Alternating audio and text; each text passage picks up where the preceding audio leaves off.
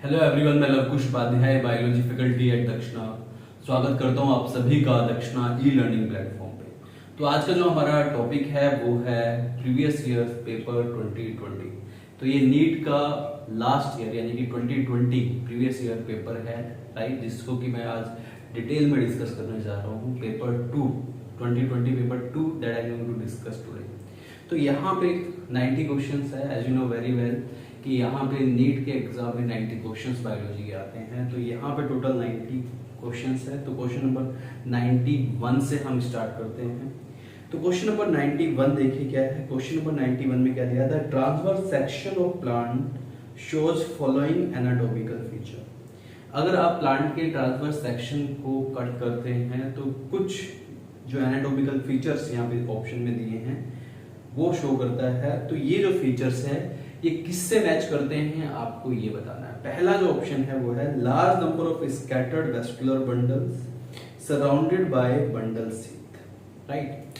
जो large number of scattered vascular bundles हैं surrounded by bundle sheath. तो यहाँ पे स्कैटर्ड बंडल्स हैं, वेस्कुलर बंडल्स स्कैटर्ड है, वेस्कुलर बंडल्स हैं जो कि surrounded by bundle of sheath, ठीक है।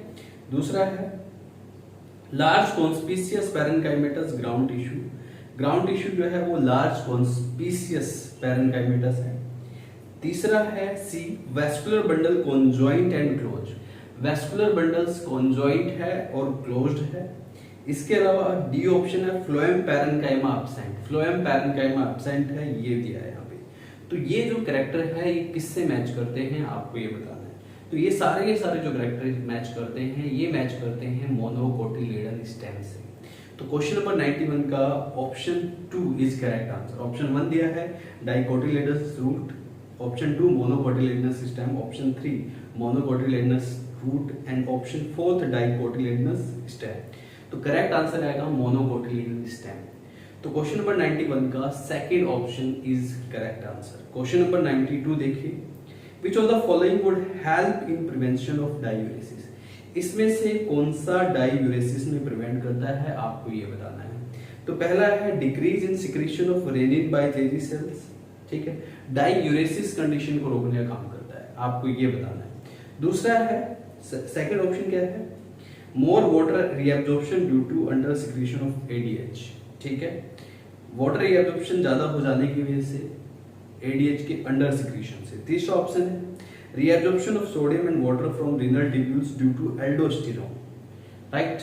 चौथा ऑप्शन है artery natriuretic factor cause वासोकंस्ट्रिक्शन।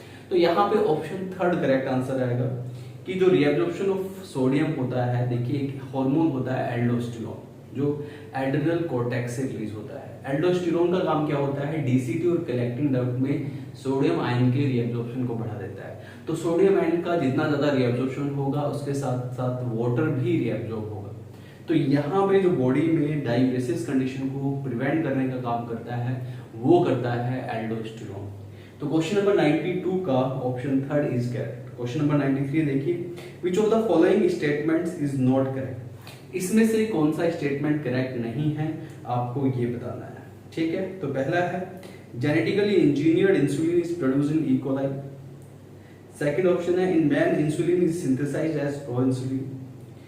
Third option है the proinsulin has an extra peptide called C peptide. Fourth option है the functional insulin has A and B chain linked together by hydrogen bonds. तो यहाँ पे आपको note correct बताना है।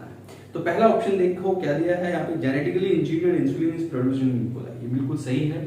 जो पहला जेनेटिकली इंजीनियर्ड इंसुलिन था ह्यूमिलिन जिसको आप बोलते हैं, it was produced by Eli Lilly company in America and it was produced in E coli bacteria. तो ये जो है ई कोलाई बैक्टीरिया में प्रोड्यूस किया जाता है जो जेनेटिकली इंजीनियर्ड इंसुलिन है। This is correct statement. Second statement है in man insulin is synthesized as proinsulin. Man में जो नेचुरली इंसुलिन बनता है वो एक प्रो इंसुलिन की तरह बनता है। This is also correct. Third option क्या है, the proinsulin has an extra peptide called C peptide. Proinsulin में एक्स्ट्रा पेप्टाइड होती है सी पेप्टाइड इसको आप बोलते हैं, राइट, जो कि एक मेच्योर इंसुलिन नहीं होता है। एक मेच्योर इंसुलिन में सी पेप्टाइड रिमूव हो जाती है। तो ये भी स्टेटमेंट सही है। फोर्थ स्टेटमेंट है the functional insulin has A and B chain linked together by hydrogen bond. ये बिल्कुल गलत दे दिया है। फंक्शनल जो इंसुलिन है उसमें ए और बी पेप्टाइड जो होते हैं दोनों ही डाइसल्फाइड बॉन्ड से कनेक्ट होते हैं, सल्फाइड बॉन्ड से कनेक्ट होते हैं, ना कि वो कनेक्ट होते हैं हाइड्रोजन बॉन्ड से। तो फोर्थ इज इनकरेक्ट। तो इनकरेक्ट ही बताना है आपको। तो क्वेश्चन नंबर 93 का option fourth is correct answer.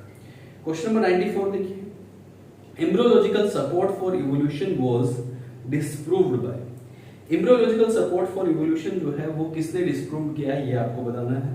तो एम्ब्रियोलॉजिकल सपोर्ट जो डिस्प्रूव किया, वो डिस्प्रूव कौन से साइंटिस्ट ने किया? देखिए, एम्ब्रियोलॉजिकल जो सपोर्ट है, एक साइंटिस्ट थे जिनका नाम था अर्नेस्ट हैकल, राइट। तो उन्होंने एक रिकैपिचुलेशन लॉ दिया है ना, फाइलोजेनी। ये इसमें जो लॉ था वो ये था कि यहाँ पे जो ऑन्टोजेनी है वो फाइलोजेनी को फॉलो करता है, कि यहाँ पे जो एम्ब्रियोनिक डेवलपमेंट देखा जाता है तो जितने भी एनिमल्स होते हैं, खासकर वर्टिब्रेट्स में उन्होंने बताया कि वर्टिब्रेट्स के एम्ब्रियो रिजेंबल करते हैं। ये अर्नेस्ट हैकल ने बताया कि वर्टिब्रेट्स के एम्ब्रियो जो है रिजेंबल करते हैं, that is an evolutionary evidence. लेकिन हैकल ने इसको डिस्प्रूव किया। हैकल जो है father of, sorry not Haeckel, von Baer की मैं बात कर रहा हूँ, Karl Ernst von Baer. Haeckel ने बताया कि यहाँ पे जो एम्ब्रियोलॉजिकल एविडेंस है वो इवोल्यूशनरी एविडेंस की तरह कंसीडर किए जाते हैं। जितने भी वर्टिब्रेट्स होते हैं उनके एम्ब्रियो कहीं ना कहीं रिजेंबल करते हैं, ऐसा बताया था हैकल ने। लेकिन जो वॉन बियर है, इनको फादर ऑफ एम्ब्रियोलॉजी भी कहते हैं, इन्होंने डिस्कवर किया ह्यूमन ओवम को, और उन्होंने कॉन्सेप्ट दिया, उन्होंने क्लियरली बता दिया कि यहाँ पे कि जो एम्ब्रियो होते हैं या एम्ब्रियोनिक स्टेज होती है वो सिर्फ उसी ऑर्गेनिज्म से रिजेंबल करती है, किसी दूसरे ऑर्गेनिज्म से रिजेंबल नहीं करती है। तो वहां पे उन्होंने उसको डिस्प्रूव कर दिया, ठीक है। तो यहाँ पे जिनका नाम था कार्ल अर्नेस्ट वॉन बियर, यहाँ पे करेक्ट आंसर आएगा Karl Ernst von Baer, Karl Ernst von Baer. तो इन्होंने बताया कि यहाँ पे जो एम्ब्रियो रिजेंबल करता है, embryo resemble to same organism, वो सेम ऑर्गेनिज्म से रिजेंबल करता है, ना कि किसी दूसरे ऑर्गेनिज्म से, किसी दूसरी स्पीसीज से, राइट। तो ये डिस्प्रूव कर दिया था एम्ब्रियोलॉजिकल एविडेंस को कार्ल अर्नेस्ट वॉन बियर ने। फादर ऑफ एम्ब्रियोलॉजी भी इनको कहते हैं, देख सकते हैं आप। Is also be known as father of embryology कहा जाता है इनको, राइट। फादर ऑफ एम्ब्रियोलॉजी इनको कहा जाता है, ये बात आपको याद रखनी है। इसके बाद question number 95, goblet cells of alimentary canal are modified from. जो goblet cells of alimentary canal है वो किससे मॉडिफाइड होती है? तो एलिमेंट्री कैनाल की जो गॉबलेट सेल्स होती है वो मॉडिफाइड होती है columnar epithelial cell, right. Columnar epithelial tissue जो होता है, कॉलमनर एपिथेलियल सेल्स जो होती है वो गॉबलेट सेल्स होती है। तो 95 में option third will be correct answer, right. Option 1 compound epithelial cell दिया है, बिल्कुल गलत। ऑप्शन 2 स्क्वेमस एपिथेलियल सेल दिया है, ये भी गलत। Option 3 is correct, columnar epithelial cell दिया। ऑप्शन 4 कॉन्ड्रोसाइट दिया है, and this is also incorrect, ठीक है। Question number 96, the QRX complex in a standard ECG represent. आपने देखा होगा ईसीजी आपने पढ़ा होगा, क्वेश्चन नंबर 96 में बता रहा हूं आपको। ईसीजी में क्या होता है, ईसीजी कुछ इस तरीके से होती है, सॉरी ईसीजी जो है वो मैं आपको बता रहा हूं। यहाँ पे ईसीजी का जो ग्राफ आता है, इलेक्ट्रोकार्डियोग्राम जिसको आप बोलते हैं, ठीक है,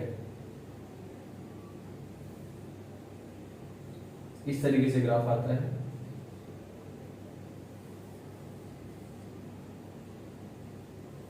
ठीक है, ये पी वेव, ये QRS wave, and this is T wave. तो ये जो क्यूआरएस वेव रिप्रेजेंट करती है, it represent the depolarisation of ventricle, depolarisation of ventricle. तो इसने ये पूछा है कि यहाँ पे जो क्यूआरएस वेव है ये किसको रिप्रेजेंट करती है? तो डिपोलराइजेशन ऑफ वेंट्रिकल्स को ये रिप्रेजेंट करती है। 96 में फोर्थ ऑप्शन करेक्ट आंसर आएगा, depolarisation of ventricle. Question number 97, in light reaction plastocyanin facilitate the transfer of electron from, ठीक है, जो लाइट रिएक्शन है उसमें प्लास्टोकाइनिन इलेक्ट्रॉन ट्रांसफर को फैसिलिटेट करता है फोटोसिस्टम 2 से साइटोक्रोम B6 है। केमियोस्मोटिक आपने हाइपोथेसिस पढ़ा होगा। केमियोस्मोटिक हाइपोथेसिस में क्या होता है कि फोटोसिस्टम 2 से इलेक्ट्रॉन ट्रांसफर होते हैं प्लास्टोकाइनिन में, और प्लास्टोकाइनिन से साइटोक्रोम B6 एंड F में, इन दो इसमें जाते हैं। उसके बाद फिर प्लास्टोसाइनिन एंड फिर फोटोसिस्टम 1, केमियोस्मोटिक हाइपोथेसिस। तो जो प्लास्टोकाइनिन जो फैसिलिटेट करता है, that facilitate the transfer of electron from photo system 2 to cytochrome B6F, ये बात आपको याद रखिएगा, ठीक है। फर्स्ट ऑप्शन में दिया है फोटो सिस्टम 1 टू ATP सिंथेट, ये गलत हो गया। थर्ड ऑप्शन दिया है cytochrome B6F to photo system, इसमें प्लास्टोसाइलिन करता है। फोर्थ ऑप्शन दिया है फोटो सिस्टम 1 टू NADP, ये भी गलत हो गया। तो सेकंड ऑप्शन इज करेक्ट कि यहाँ पे जो फोटो सिस्टम 2 है, मैं बता भी देता हूँ आपको ये एग्जैक्टली क्या होता है केमी ऑस्मोटिक हाइपोथेसिस में। This is question number 97।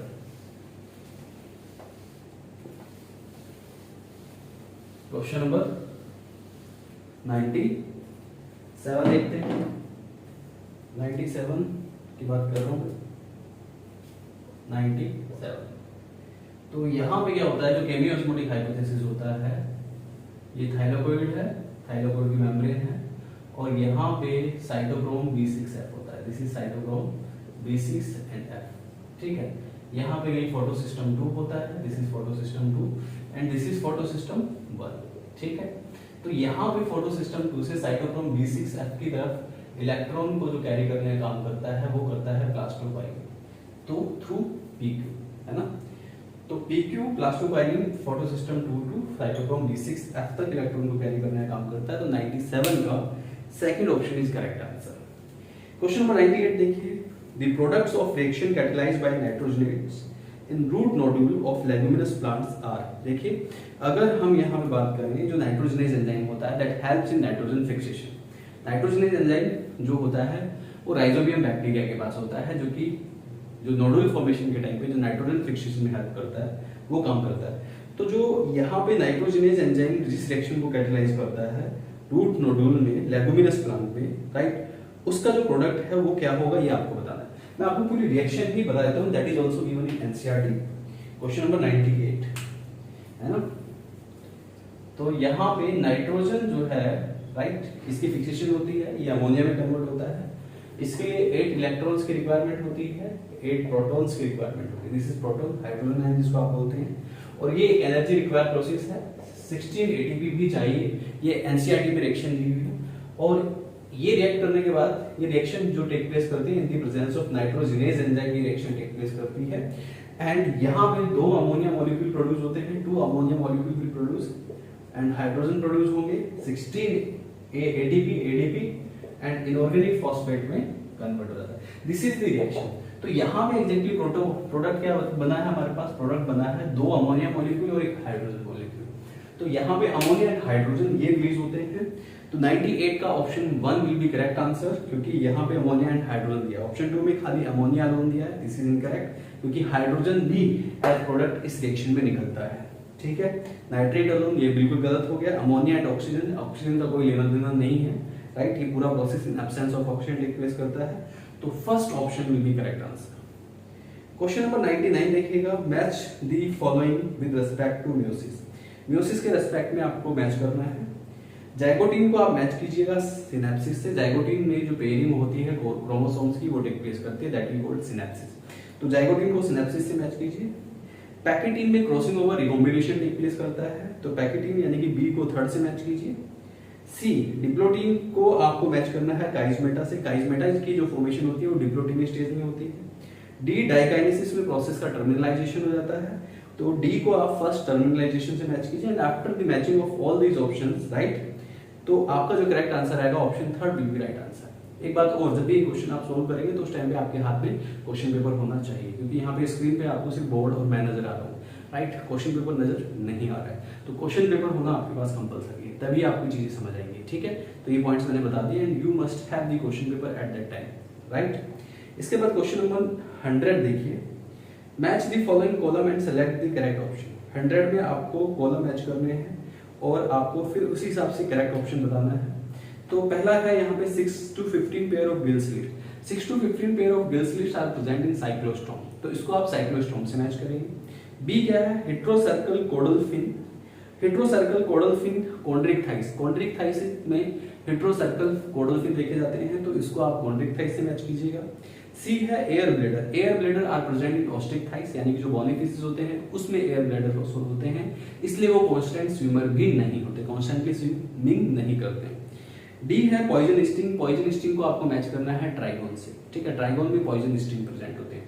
तो ऑप्शन को मैच करने के बाद जो करेक्ट आपका आंसर आएगा option 2 will be the correct answer in question number 100। Question number 91 देखिए, which is the important site of formation of glycoproteins and glycolipids in eukaryotic cell। एक यूकैरियोटिक सेल्स में कौन सी इंपॉर्टेंट साइट है जो कि glycoprotein और glycolipid बनाती है। देखिए ग्लाइकोप्रोटीन एंड ग्लाइकोलिपिड की जहां पे ग्लाइको लग जाता है, ग्लाइकोप्रोटीन या ग्लाइकोलिपिड यानी ग्लाइकोसाइलेशन, ठीक है। तो glycosylation of protein and glycosylation of lipid that will results to form glycoprotein and glycolipid and this is the role of Golgi bodies। ये किसका रोल है? Golgi bodies। तो क्वेश्चन नंबर 101 में option 4 is Golgi bodies will be correct answer. Option 1 दिया है पॉलीसोम्स, बिल्कुल incorrect. पॉलीसोम्स में ribosomes होते हैं, वो प्रोटीन सिंथेसिस करता है। सेकंड है एंडोप्लाज्मिक रेटिकुलम। एंडोप्लाज्मिक रेटिकुलम भी ग्लाइकोलिपिड ग्लाइकोप्रोटीन नहीं बनाता है। थर्ड है पैरोक्सिसोम। पैरोक्सिसोम का इससे दूर दूर तक कोई लेना देना नहीं है। फोर्थ ऑप्शन गोल्जी बॉडीज है। तो Golgi bodies glycolipid and glycoproteins की फॉर्मेशन करता है। तो क्वेश्चन नंबर 101 यानी कि 101 का ऑप्शन फोर्थ यानी कि D will be the correct answer, Golgi bodies. Question number 102 देखिए, match the organism with its use in biotechnology.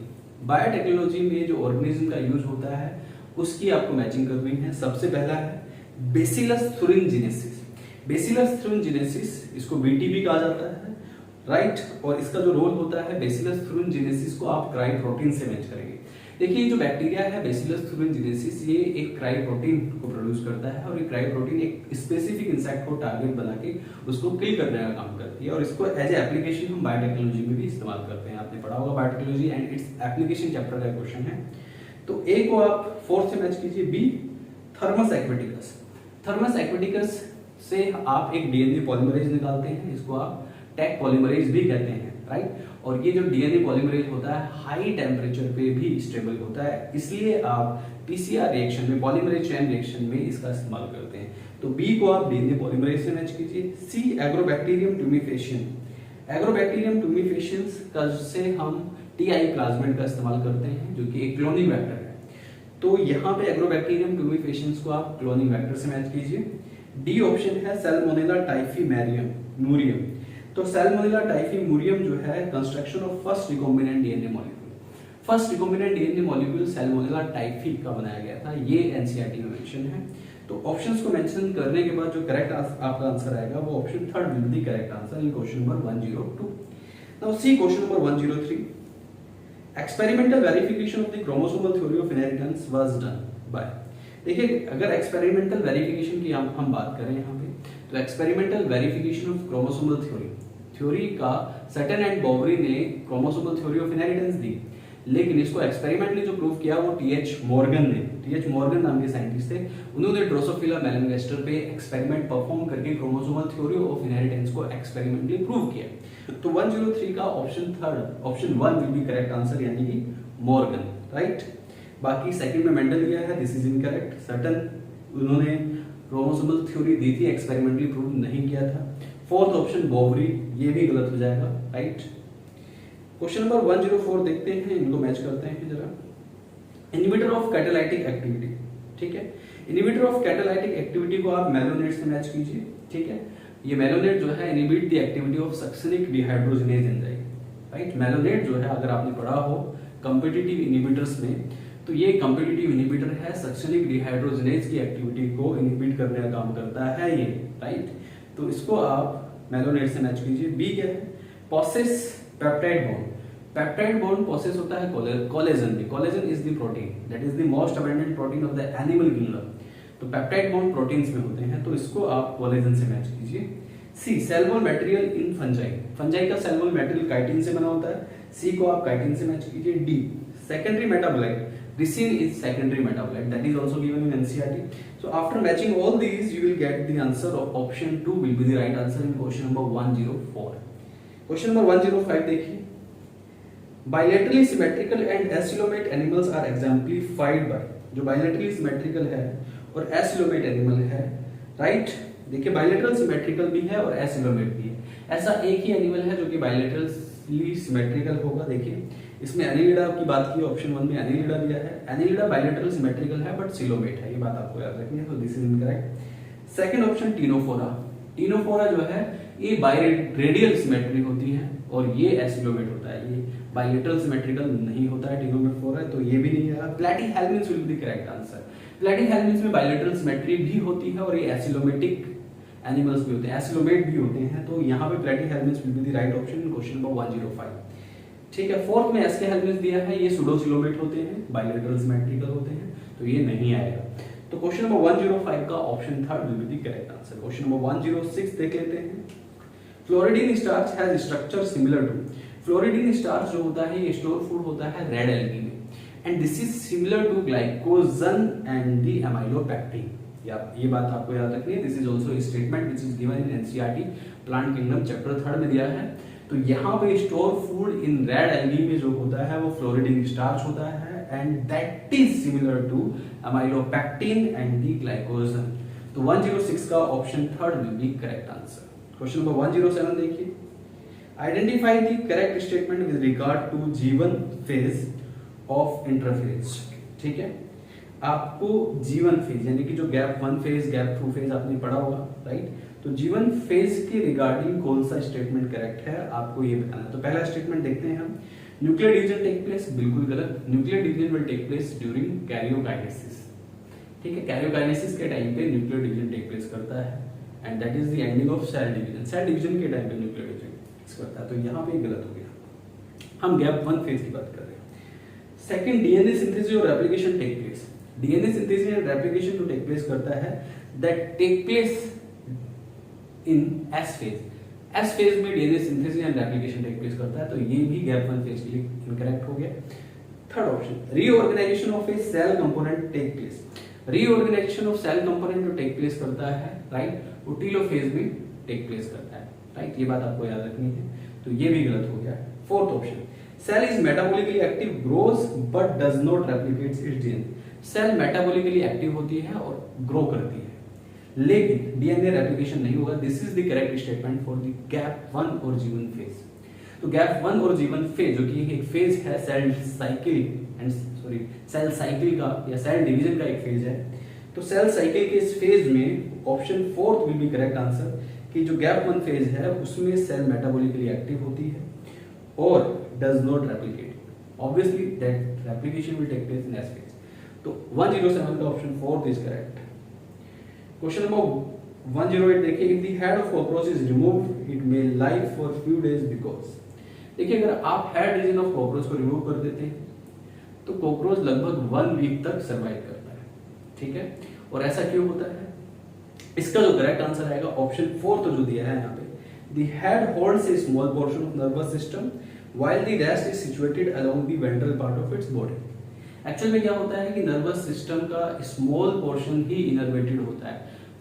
Head region of cockroach में नर्वस सिस्टम लोकेटेड नहीं होता, बस वो इनर्वेटेड होता है, लिटिल बिट होल्ड होता है वहां पे नर्वस सिस्टम का उसके हेड रीजन में। तो अगर आप नर्वस सिस्टम अगर लिटिल बिट है वहां पे, तो अगर उसके हेड रीजन को आप कट कर देंगे तो भी वो 1 वीक तक सर्वाइव करेगा, and after 1 week cockroach will be die out due to the starvation, क्योंकि हेड पार्ट आपने रिमूव कर दिया है। तो यहाँ पे option fourth will correct answer. Question number 109 देखिए।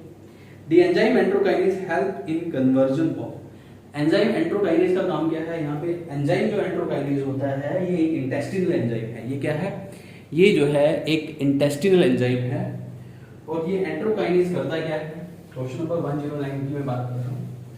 ये जो एंट्रोकाइनेज है ये ट्रिप्सिनोजन को ट्रिप्सिन में कन्वर्ट करता है। ट्रिप्सिनोजन एक इनएक्टिव एंजाइम है जो कि प्रोटीन डाइजेशन में हेल्प करता है, और ये इस ट्रिप्सिनोजन को ट्रिप्सिन में कन्वर्ट करने का काम करता है। तो एंट्रोकाइनेज क्वेश्चन नंबर 109। तो एंट्रोकाइनेज का रोल क्या है? जो ट्रिप्सिनोजन एक एंजाइम है, इस ट्रिप्सिनोजन एंजाइम को ट्रिप्सिन में कन्वर्ट करता है। ट्रिप्सिनोजन एक इनएक्टिव एंजाइम है और ये एक्टिव एंजाइम में कन्वर्ट होता है, and this is converted by enterokinase. तो एंट्रोकाइनेज ये रोल प्ले करता है। You must understand about this. 109 का option third will be correct answer. Question number 110 देखिए। Match the following column and select the correct option. आपको ये columns match करने हैं और एक करेक्ट ऑप्शन आपको बताना है। तो option A organ of कॉर्टी। Organ of कॉर्टी कहाँ लोकेटेड होता है ये आपको बताना है। इसको आप मैच कीजिए। देखिए इनर ईयर का डायग्राम है, इनर ईयर के डायग्राम से रिलेटेड क्वेश्चन है। अगर आपने इनर ईयर का डायग्राम अच्छे से पढ़ा है तो आप इसको आसानी से कर सकते हैं। ठीक है, तो पहला है ऑप्शन ए, ऑर्गन ऑफ कोटी। इसको मैच कीजिए आप, located on basilar membrane. Basilar membrane पे ऑर्गन ऑफ कोटी लोकेटेड होता है। ठीक है। B, cochlea. कॉक्लिया जो है coil part of labyrinth, membranous labyrinth का कॉइल पार्ट होता है कॉक्लिया, जिसको आप बोलते हैं। ठीक है। ऑप्शन सी, स्टेचियन ट्यूब आपके मिडिल ईयर को फेरिंग्स के साथ कनेक्ट करता है, तो इसको आप connect middle ear and pharynx, इससे मैच कीजिए। D, stapes. स्टेप जो होता है वो attach to the oval window, ये ओवल विंडो के साथ अटैच होता है। तो ये इनर ईयर के डायग्राम से रिलेटेड क्वेश्चन है। After the matching you will get the correct answer option 4 in question number 110। Now see question number 111। Identify the wrong statement with reference to transport of oxygen. आपको reference to transport of oxygen के में wrong statement बताना है। पहला statement है low partial pressure of CO2, low partial pressure of CO2 in alveoli favours the formation of oxy haemoglobin. बिल्कुल सही है ये स्टेटमेंट। अगर पार्शियल प्रेशर ऑफ CO2 कम होगा तो ऑक्सीजन की बाइंडिंग ज्यादा होगी। ठीक है, ऑक्सी हीमोग्लोबिन ज्यादा बनेगा। तो this is correct statement. Statement 2 देखिए, option second, binding of oxygen with haemoglobin is mainly related to partial pressure of oxygen. जो ऑक्सीजन की जो बाइंडिंग है हीमोग्लोबिन के साथ वो किससे रिलेट करती है, वो पार्शियल प्रेशर ऑफ ऑक्सीजन से रिलेट करती है।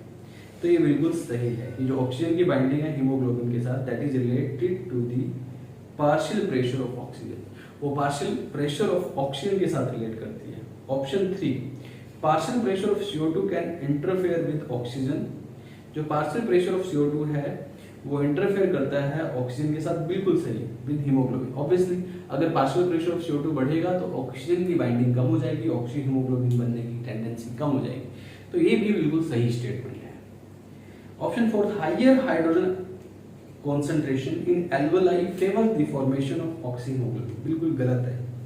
अगर हायर हाइड्रोजन आयन कॉन्सेंट्रेशन होगी तो CO2 की बाइंडिंग के ज्यादा चांसेस होंगे, ऑक्सीजन की बाइंडिंग कम होगी, ऑक्सी हीमोग्लोबिन बनने के चांसेस कम होंगे अगर higher concentration of hydrogen ion है। तो यहाँ पे 111 का option 4 will be right answer, जो कि इनकरेक्ट स्टेटमेंट है और आपको इनकरेक्ट स्टेटमेंट ही यहाँ पे बताना है।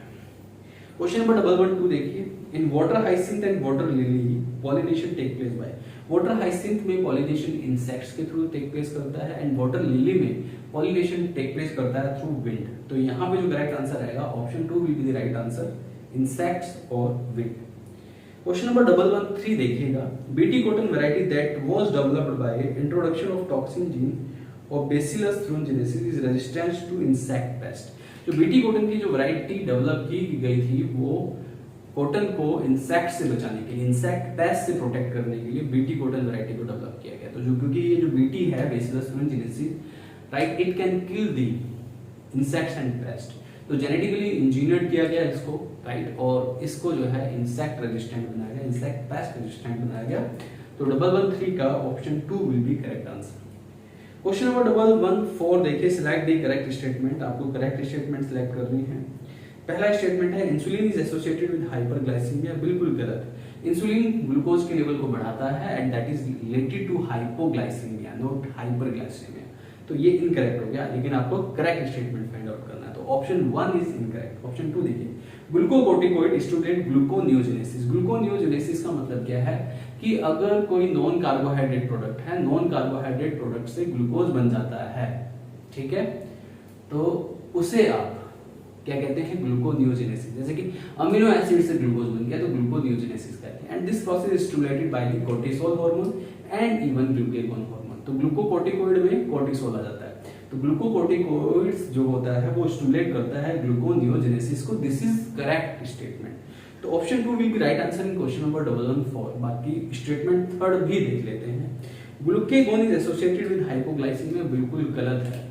ग्लूकेगॉन एंड इंसुलिन दोनों ही एंटागोनिस्ट हार्मोन है। इंसुलिन जो है हाइपोग्लाइसीमिया को प्रमोट करता है और ग्लूकेगॉन हाइपरग्लाइसीमिया को प्रमोट करता है।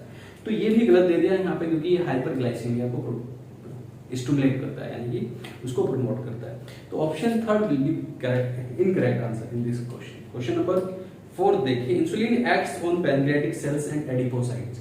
इंसुलिन जो है वो adipocyte cell and pancreatic cells के एक्ट करता है, ये भी गलत हो गया। इंसुलिन एक्ट करता है मेनली लिवर सेल्स पे एंड एडिपोसाइट सेल्स पे, पैनक्रियाटिक सेल्स पे इंसुलिन एक्ट ही नहीं करता है, क्योंकि इंसुलिन का रोल है बॉडी के अंदर ब्लड ग्लूकोज लेवल को कम करना, ग्लाइकोजेनेसिस को प्रमोट करना, राइट, ग्लाइकोजन को स्टोर करना, राइट, एंड ये जो प्रोसेस टेक प्लेस करता है inside the liver, even adipocyte cells को भी ये स्टिमुलेट करता है, राइट। तो यहाँ पे फोर्थ ऑप्शन भी इनकरेक्ट हो गया, तो ऑप्शन 2 इज करेक्ट आंसर। तो यहाँ पे ऑप्शन 2 ही आएगा क्वेश्चन नंबर 114 में। क्वेश्चन नंबर 115 देखिए, identify the basic amino acid from the following. आपको जो है बेसिक अमीनो एसिड बताना है फॉलोइंग से, राइट। तो वैलिन जो होता है ये न्यूट्रल अमीनो एसिड होता है ऑप्शन 2 में, ऑप्शन 1 में, that is incorrect. Second tyrosine aromatic amino acid होता है, ये भी इनकरेक्ट हो गया। थर्ड ग्लूटामिक एसिड एसिडिक होता है, ये भी इनकरेक्ट हो गया। Fourth lysine, lysine and arginine ये दो बेसिक अमीनो एसिड होते हैं, लाइसिन दिया है तो option 4 will be correct answer in question number 115। Question number 116 देखिए, flippers of penguin and dolphin are example of. देखिए flipper of penguin and dolphin ये एनालोगस ऑर्गन के एग्जांपल है, and analogous organ show the convergent evolution, show the convergent evolution. तो यहाँ पे 116 में option 3 will be right answer. यहाँ पे ऑप्शन 1 दिया है नेचुरल सिलेक्शन, नेचुरल सिलेक्शन का इससे कोई लेना देना नहीं है। ऑप्शन 2 दिया है एडेप्टिव रेडिएशन, इससे भी लेना देना नहीं है, क्योंकि adaptive radiation generally responsible for the development of homologous organ and that is also the responsible for the development of, right, वो डाइवर्जेंट इवोल्यूशन को प्रमोट करता है। वो किसको प्रमोट करता है? डाइवर्जेंट इवोल्यूशन को। लेकिन यहाँ पे किसकी बात कर रहे हैं?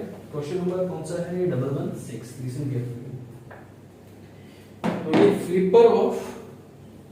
Flippers of penguin and dolphin की बात कर रहे हैं, 116 की बात कर रहे हैं, flippers of penguin and dolphin. तो ये दोनों ही एनालोगस ऑर्गन है। एनालोगस ऑर्गन का मतलब ये होता है कि ये स्ट्रक्चरली डिफरेंट है but functionally same. Functionally same कैसे हैं? क्योंकि फ्लिपर्स दोनों को स्विमिंग करने में हेल्प करता है, तो फंक्शनली सेम है, लेकिन इनका जो बेसिक स्ट्रक्चर होता है वो अलग अलग होता है, राइट। क्योंकि पेंगुइन बर्ड्स में आते हैं एंड डॉल्फिन मैमल्स में आते हैं, तो इनका बेसिक स्ट्रक्चर प्लान डिफरेंट होगा, but they possess flipper and function is same, they helps in swimming and these are analogous organ, and even this analogous organ, right, show the convergent evolution। ये convergent evolution को show करता है। convergent evolution में बताया तो क्या होता है? convergent evolution का मतलब होता है anatomically different structure, है ना। यहाँ पे convergent evolution में लिख देता हूँ, इस पॉइंट को चाहो तो आप नोट डाउन कर सकते हैं। इसमें क्या आएगा कि जो anatomically different structure है evolved toward the same direction due to similar need। Anatomically different structure, anatomically जो डिफरेंट स्ट्रक्चर है, ठीक है। Anatomically flippers of penguin structurally different है, as I already told you, but the function is same, right. Evolve towards the same direction, same direction में evolve होते हैं, evolve towards the same direction into the same direction due to similar needs, due to similar needs की वजह से। तो यहाँ पे क्या होगा आंसर?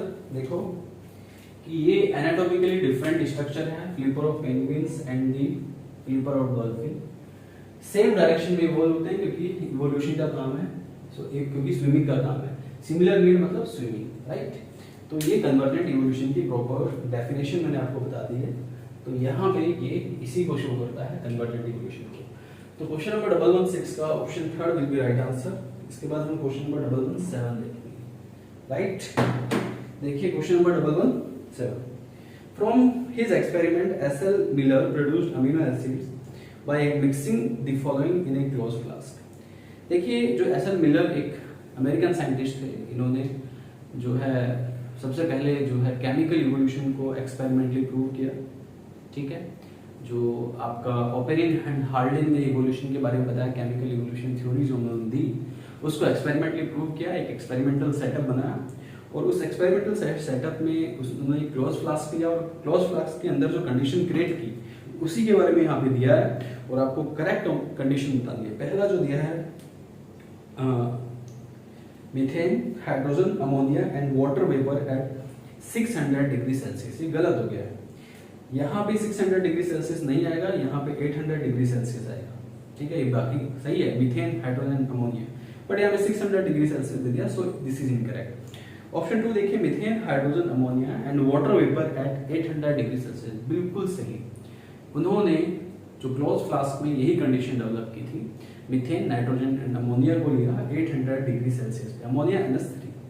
ठीक है, वही ऑप्शन 3 में, तो ऑप्शन 2 यहाँ पे करेक्ट आंसर आएगा। ऑप्शन 3 में CH3, H2 एंड NH4 दिया, NH4 नहीं NH3, ammonia NH3, right, not NH4, तो यहाँ पे गलत हो गया है ना।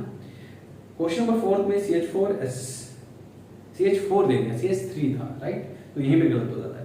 तो option 2 is only correct and this is the only answer in question number 117, option 2। Question number 118 देखिए, the specific palindromic sequence which is recognised by EcoR1। ठीक है, EcoR1 जो कि एक रेस्ट्रिक्शन एंडोन्यूक्लियस एंजाइम है, तो उसकी पैलिंड्रोमिक सीक्वेंस इसने पूछी है।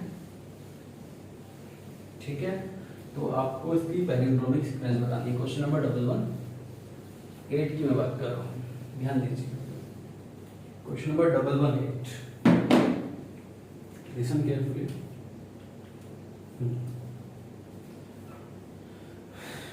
तो यहाँ पे EcoR1 जो कि एक रेस्ट्रिक्शन एंडोन्यूक्लियस है, क्वेश्चन नंबर 118, रेस्ट्रिक्शन एंडोन्यूक्लियस, और रेस्ट्रिक्शन एंडोन्यूक्लियस की कटिंग साइट फिक्स होती है, स्पेसिफिक होती है, और इसकी कटिंग साइट जो होगी वो GAATTC। This is also given in NCERT 5 and 2 3 and 5 prime and 2 3 prime है, और ये पैलिंड्रोमिक सीक्वेंस होगी।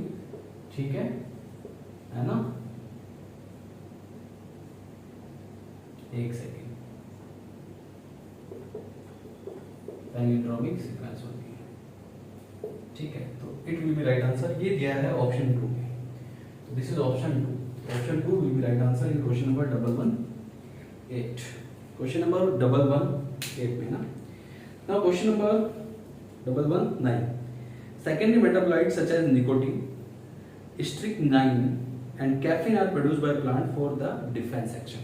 जनरली जो निकोटीन है, कैफीन है, ये सब सेकेंडरी मेटाबोलाइट्स होते हैं प्लांट्स के, और इनका जो प्रोडक्शन होता है वो इनको डिफेंस एक्शन प्रोवाइड करता है फ्रॉम द ब्राउजिंग एनिमल्स। जो ब्राउजिंग एनिमल्स होते हैं वो उनको फीड कर सकते हैं, या कुछ इंसेक्ट उनको फीड कर सकते हैं, या कोई भी एनिमल उनको डिस्ट्रॉय कर सकते हैं। तो उनके डिस्ट्रक्शन से प्रोटेक्ट करने के लिए उनके अंदर नेचुरल टेंडेंसी होती है ऐसे केमिकल को प्रोड्यूस करने के लिए, तो ये उनमें एक डिफेंस एक्शन का काम करता है। तो 119 का option 4 will be correct answer. Option 1 दिया है इफेक्ट ऑन रिप्रोडक्शन, बिल्कुल गलत। ऑप्शन 2 दिया है न्यूट्रिटिव वैल्यू, ये भी गलत। ऑप्शन 3 ग्रोथ रिस्पॉन्स दिया है, ये गलत हो गया, and this is for defence action that is given in option 4। तो 119 का option 4 will be right answer. अब क्वेश्चन नंबर 120 देखिए, presence of which of the following condition in urine are indicative of diabetes mellitus. इसमें से कौन सी condition diabetes mellitus को indicate करती है, आपको ये बताना। ऑप्शन 1 दिया है रीनल कैल्कुलाई, हाइपरग्लाइसेमिया, बिल्कुल गलत। डायबिटीज का रीनल कैल्कुलाई से कोई लेना देना नहीं होता है। Second, uraemia and ketonuria, uraemia के साथ डायबिटीज का कोई लेना देना नहीं है, तो ये भी गलत हो गया। Third option, uraemia and renal calculi, uraemia के साथ कोई लेना देना नहीं है, रीनल कैल्कुलाई के साथ भी इसका कोई लेना देना नहीं है, तो ये भी गलत हो गया।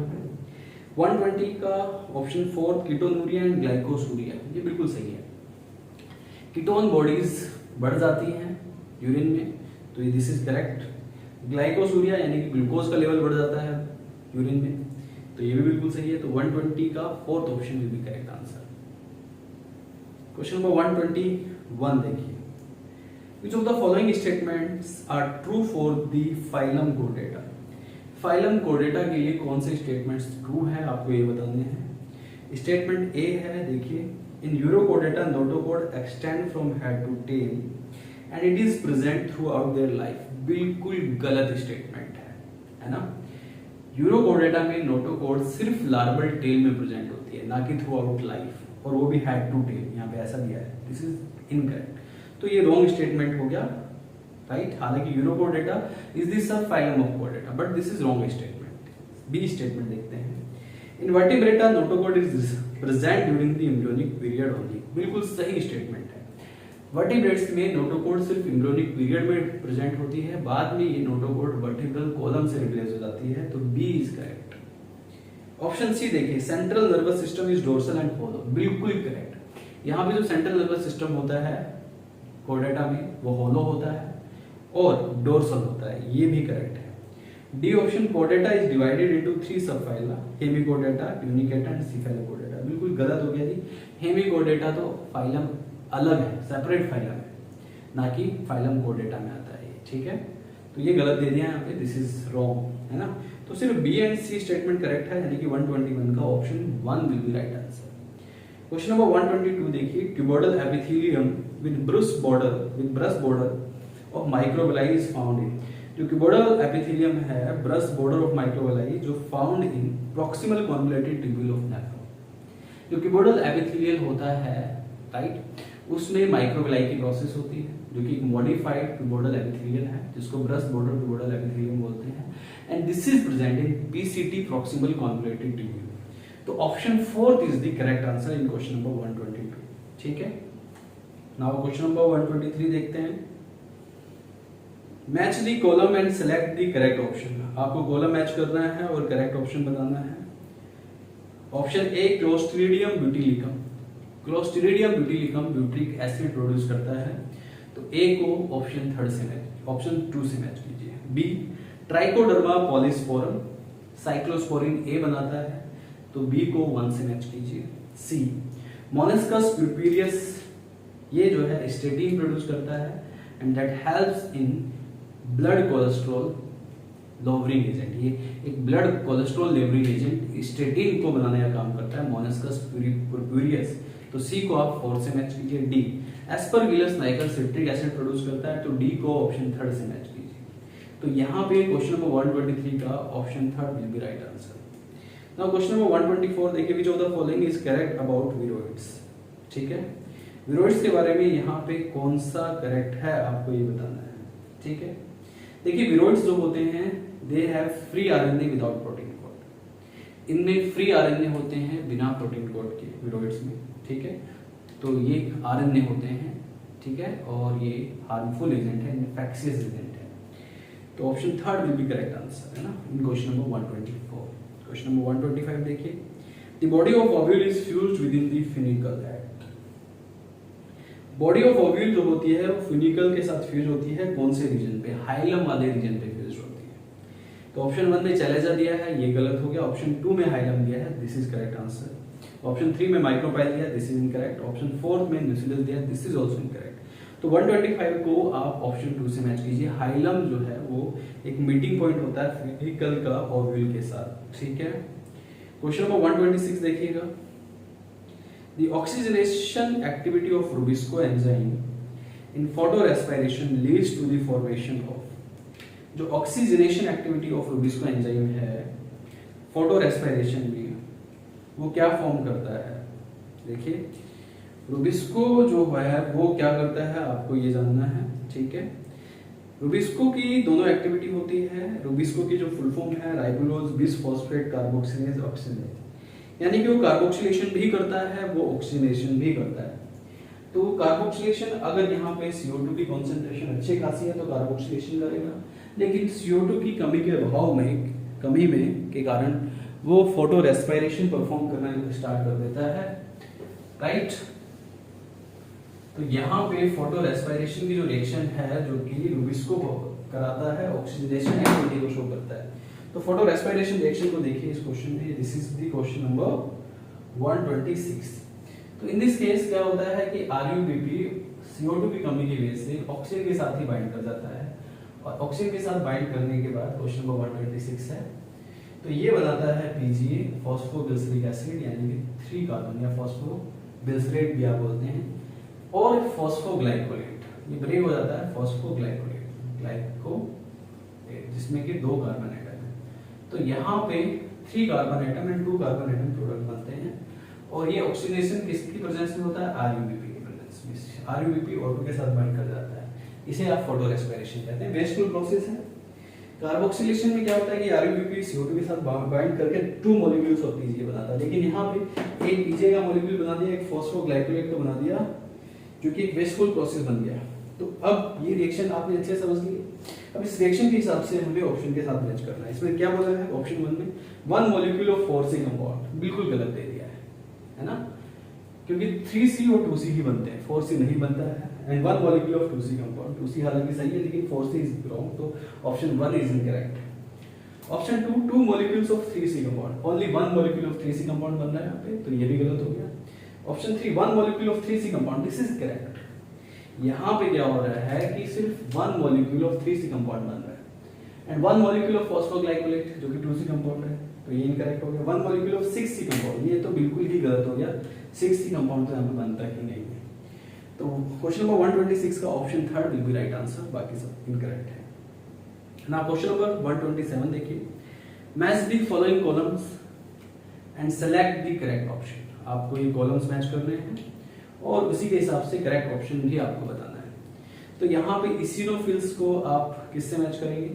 इसिनोफिल्स रिलीज करता है हिस्टामाइनेज, ठीक है, जो कि हिस्टामिन प्रोड्यूस करने में हेल्प करता है, जो कि एलर्जिक रिएक्शन को इंड्यूस करने का काम करता है, जो कि एक डिस्ट्रक्टिव एंजाइम है। तो इसिनोफिल्स को आप ऑप्शन 3 से मैच कीजिए, 3 से मैच कीजिए। बेसोफिल ये release the granules containing histamine, ठीक है, हिस्टामाइन सीक्रेट करने का काम करता है। Basophil histamine, heparin and serotonin, इन तीनों को रिलीज करता है, बट यहाँ पे हिस्टामाइन दिया है, दैट्स ओके। तो बी को आप 4 से मैच कीजिए। सी न्यूट्रोफिल्स फैगोसाइटिक इन एक्शन होती है, तो फैगोसाइटोसिस को प्रमोट करता है, तो सी को आप 2 से मैच कीजिए। D lymphocytes immune response produce करता है, एंटीबॉडीज प्रोड्यूस करता है, राइट, तो डी को आप 1 से मैच कीजिए। Then you will get the correct answer option 2 in question number 127। Now see question number 128, which of the following hormone level will cause release of ovum from the graphene follicle? इसमें से कौन सा hormone responsible है graphene follicles को release करने के लिए? Option 1 दिया है लो कॉन्सेंट्रेशन ऑफ एफएसएच, बिल्कुल गलत है। देखिए ओवुलेशन के टाइम पे एफएसएच एंड एलएच दोनों का लेवल हाई होता है, बट यहाँ पे लो कॉन्सेंट्रेशन ऑफ एफएसएच दे दिया है, this is wrong. Option 2 high concentration of oestrogen, बिल्कुल सही कहा, ऑप्शन 2 इज करेक्ट, क्योंकि ओवुलेशन बिना high concentration of oestrogen level के नहीं होगा। देखिए ओवुलेशन के लिए हाई कॉन्सेंट्रेशन ऑफ ओवुलेशन के टाइम पे एफएसएच भी होता है, एलएच सर्ज भी डेवलप होता है। मेन जो ओवुलेशन को इंड्यूस करता है एलएच हार्मोन इंड्यूस करता है, राइट, और एलएच का जो लेवल डिपेंड करता है वो एस्ट्रोजन के लेवल पे डिपेंड करता है। कैसे? ये क्वेश्चन नंबर कौन सा है? Question number 128। Now see question number 128 that I am going to discuss. तो यहाँ पे क्या होता है 128 में, मैं आपको बता देता हूँ। इंक्रीजिंग एस्ट्रोजन लेवल क्या करता है? अगर एस्ट्रोजन का लेवल बढ़ेगा तो उसकी वजह से क्या होगा ये आप जान लीजिए। तो उसकी वजह से oestrogen increasing oestrogen level leads to a positive feedback. Positive feedback देता है किसको? Increasing oestrogen level a positive feedback to anterior pituitary. Anterior pituitary को ये पॉजिटिव फीडबैक देगा, और जैसे ही एंटीरियर पिट्यूटरी को पॉजिटिव फीडबैक मिलेगा वैसे ही एलएच सर्ज डेवलप होगी, और इस एलएच की वजह से ओवुलेशन इंड्यूस होगा। तो इसको आप रिलेट कर सकते हैं कि increasing oestrogen level can cause of ovulation, ठीक है, क्योंकि increasing oestrogen level leads to positive feedback to anterior pituitary and that results to release LH, that increase the LH surge, that develop the LH surge and that LH increasing level cause ovulation. तो option 2 will be correct answer. Option 3 क्या है? High concentration of progesterone. Progesterone का high concentration ovulation के time पे नहीं होता, ये गलत दे दिया है। 4th low concentration of LH, बिल्कुल गलत। High concentration of LH is required for the ovulation, तो ऑप्शन 4 तो भी गलत हो गया। नाउ क्वेश्चन नंबर 129 देखते हैं। Select the correct events that occur during inspiration. आपको करेक्ट इवेंट सेलेक्ट करना है जो कि इंस्पायरेशन के टाइम पे होता है। इंस्पायरेशन यानी कि जो आप expiration exhale the air, inspiration inhale the air, right. तो इंस्पायरेशन के टाइम पे क्या होता है आपको ये बताना है ना। कॉन्ट्रैक्शन ऑफ डायफ्राम, बिल्कुल सही, इंस्पायरेशन कॉन्ट्रैक्शन ऑफ डायफ्राम होता है। B contraction of external intercostal muscle, बिल्कुल सही। इंस्पायरेशन एक एक्टिव प्रोसेस होता है और डायफ्राम की कॉन्ट्रैक्शन की वजह से, एक्सटर्नल इंटरनल कोस्टल मसल की कॉन्ट्रैक्शन की वजह से इंस्पायरेशन होता है। तो स्टेटमेंट ए बी करेक्ट है। सी पल्मोनरी वॉल्यूम डिक्रीजेस, बिल्कुल गलत। इंस्पायरेशन के टाइम पल्मोनरी वॉल्यूम बढ़ती है ना कि घटती है, गलत दे दिया। D intra pulmonary pressure increases, ये भी उल्टा दे दिया है। इंट्रा पल्मोनरी प्रेशर जो है डिक्रीज करता है एट दैट टाइम, ना कि इंक्रीज करता है। तो ए और बी स्टेटमेंट सही है, बाकी गलत है 129 का, इसलिए option 2 will be right answer.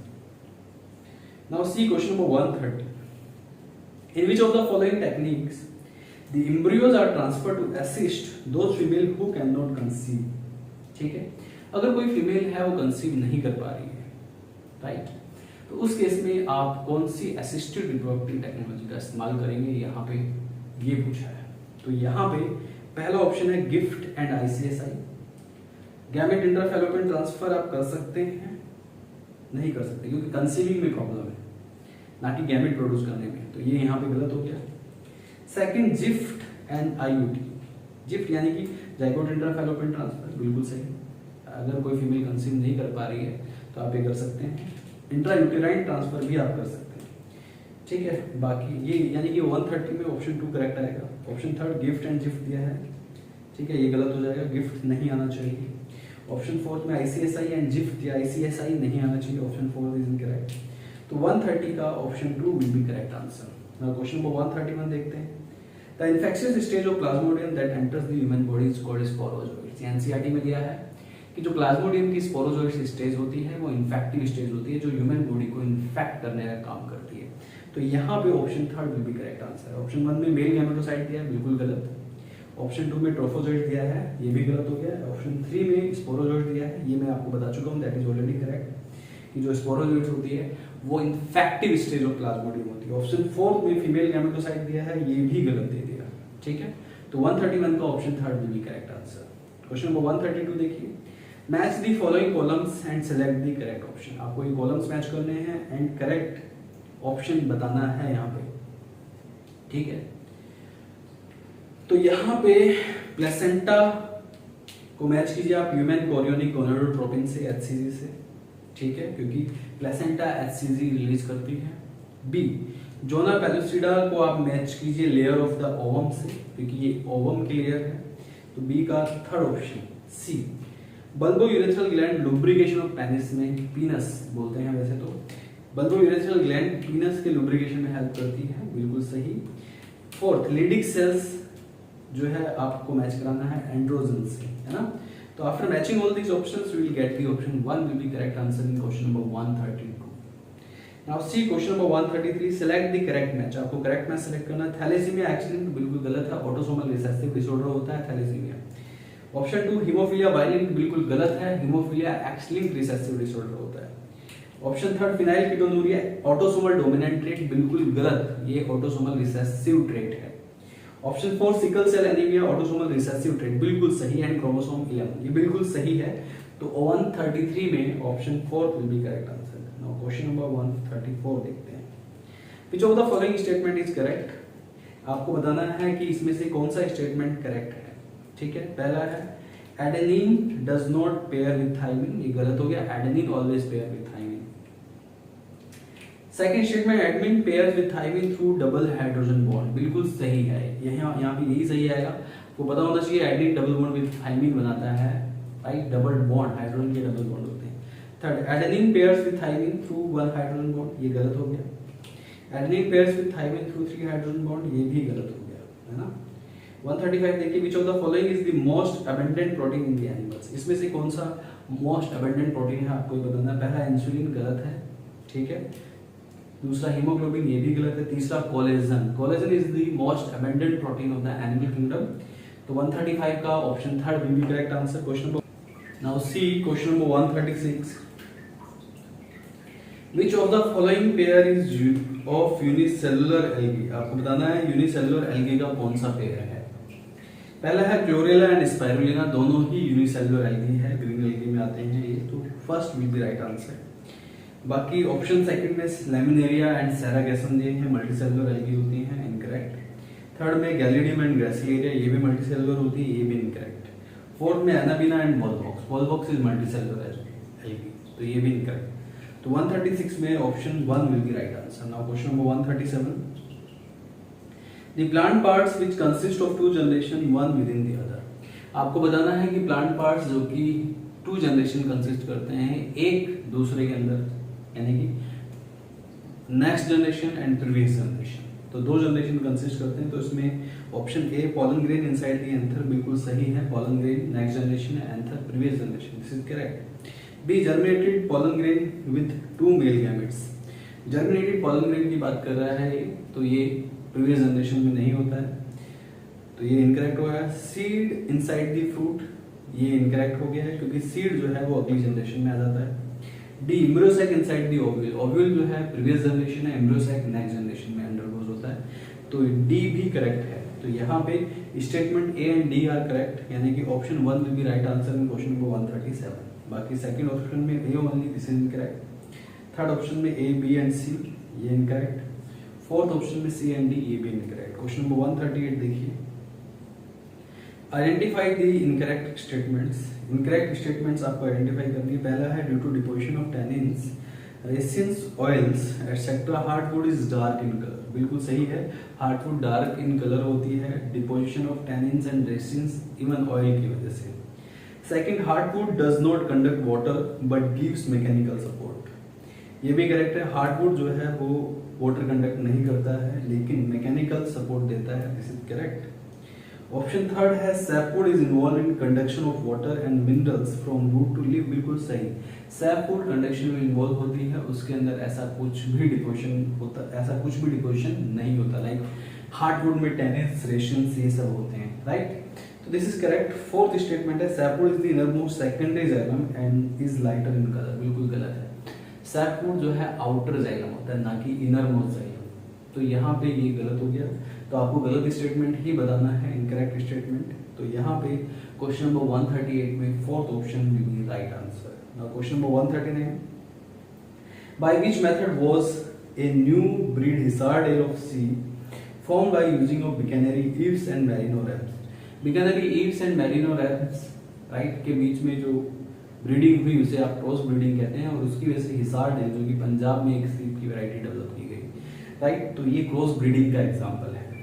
Option 1 में इनब्रीडिंग दिया है, गलत हो गया। ऑप्शन 2 में आउट क्रॉसिंग दिया है, ये गलत हो गया। ऑप्शन 3 में मोटेशनल ब्रीडिंग दिया है, ये भी गलत हो गया।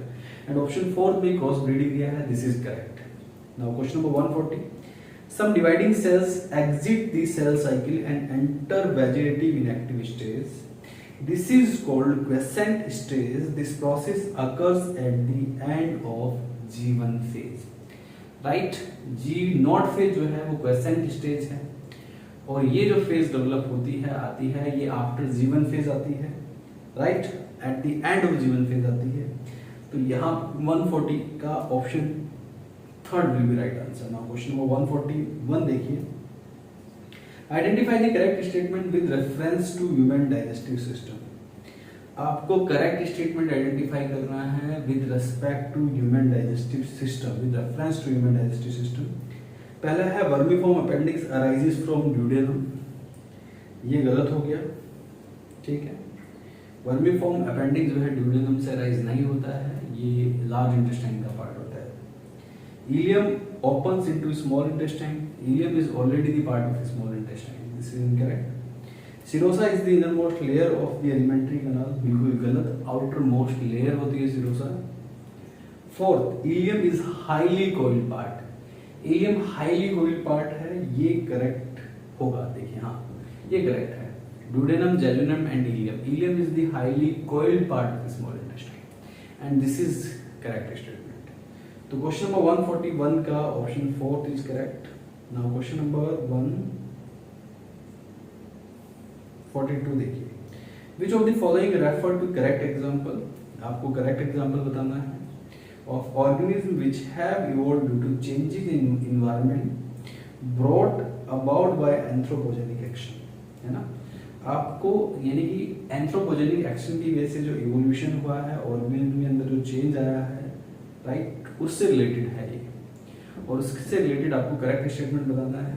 पहला है Darwin finches of Galapagos island, this is the example of natural selection, sorry हाँ नेचुरल सिलेक्शन और not artificial selection, anthropogenic action का एग्जांपल नहीं है, ये नेचुरल एक्शन का एग्जांपल है। बी हर्बिसाइड रेजिस्टेंट वीड्स, ये एंथ्रोपोजेनिक एक्शन का ही पार्ट है, नो, कुछ वीड्स ऐसे होते हैं जो हर्बिसाइड रेजिस्टेंट बन जाते हैं, तो ऐसा क्यों होता है, राइट, एंथ्रोपोजेनिक एक्शन की वजह से। सी ड्रग रेजिस्टेंट यूकैरियोट्स, ये भी एंथ्रोपोजेनिक एक्शन की वजह से होता है, ये भी करेक्ट है। D, man created breeds of domesticated animals like dogs, man ने डोमेस्टिकेटेड एनिमल्स की ब्रीड को डेवलप किया जैसे कि डॉग्स, ये भी करेक्ट है। तो B, C and D statement are correct. तो यहाँ पे क्वेश्चन नंबर 142 का option 4 will be right answer. Now question number 143, match the following columns and select the correct option. आपको ये कॉलम्स मैच करने हैं और करेक्ट ऑप्शन सेलेक्ट करना है। पहला है पिट्यूटरी ग्लैंड। पिट्यूटरी ग्लैंड से क्या निकलता है, देखिए पिट्यूटरी ग्लैंड को आप मैच कीजिए डायबिटीज इंसिपिडस से। पिट्यूटरी ग्लैंड पोस्टीरियर पिट्यूटरी से एडीएच सिक्रीशन होता है और एडीएच सिक्रीशन की कमी की वजह से डायबिटीज इंसिपिडस हो जाता है। तो पिट्यूटरी ग्लैंड को आप रिलेट कर सकते हैं डायबिटीज इंसिपिडस के साथ। B, thyroid gland. Thyroid gland को आप मैच कर सकते हैं Grave disease. Grave disease this is the hyperthyroidism condition और इसको एक्सोप्थैलेमिक गोइटर भी कहा जाता है। थायरोक्सिन के हाइपर सिक्रीशन की वजह से ग्रेव डिजीज होती है। तो थायराइड ग्लैंड को आप ग्रेव डिजीज से रिलेट कर दीजिए। सी, एड्रेनल ग्लैंड। एड्रेनल ग्लैंड को आप रिलेट कीजिए एडिसन डिजीज से। किससे? Addison disease. अब ये जो एडिसन डिजीज होती है ये क्यों होती है और कैसे होती है, राइट? मैंने आपको ये तो बता दिया है कि ये जो है एड्रेनल ग्लैंड, इसको आपको किससे मैच करना है? इसको आपको मैच करना है एड्रेनल ग्लैंड को एडिसन डिजीज से। बट ये जानना भी जरूरी है आपके लिए कि ये जो एडिसन डिजीज की जो प्रॉब्लम है, right, you must understand about this, ये किस वजह से होती है। तो ये जो होती है ये होती है Addison disease due to deficiency of glucocorticoids and mineralocorticoids.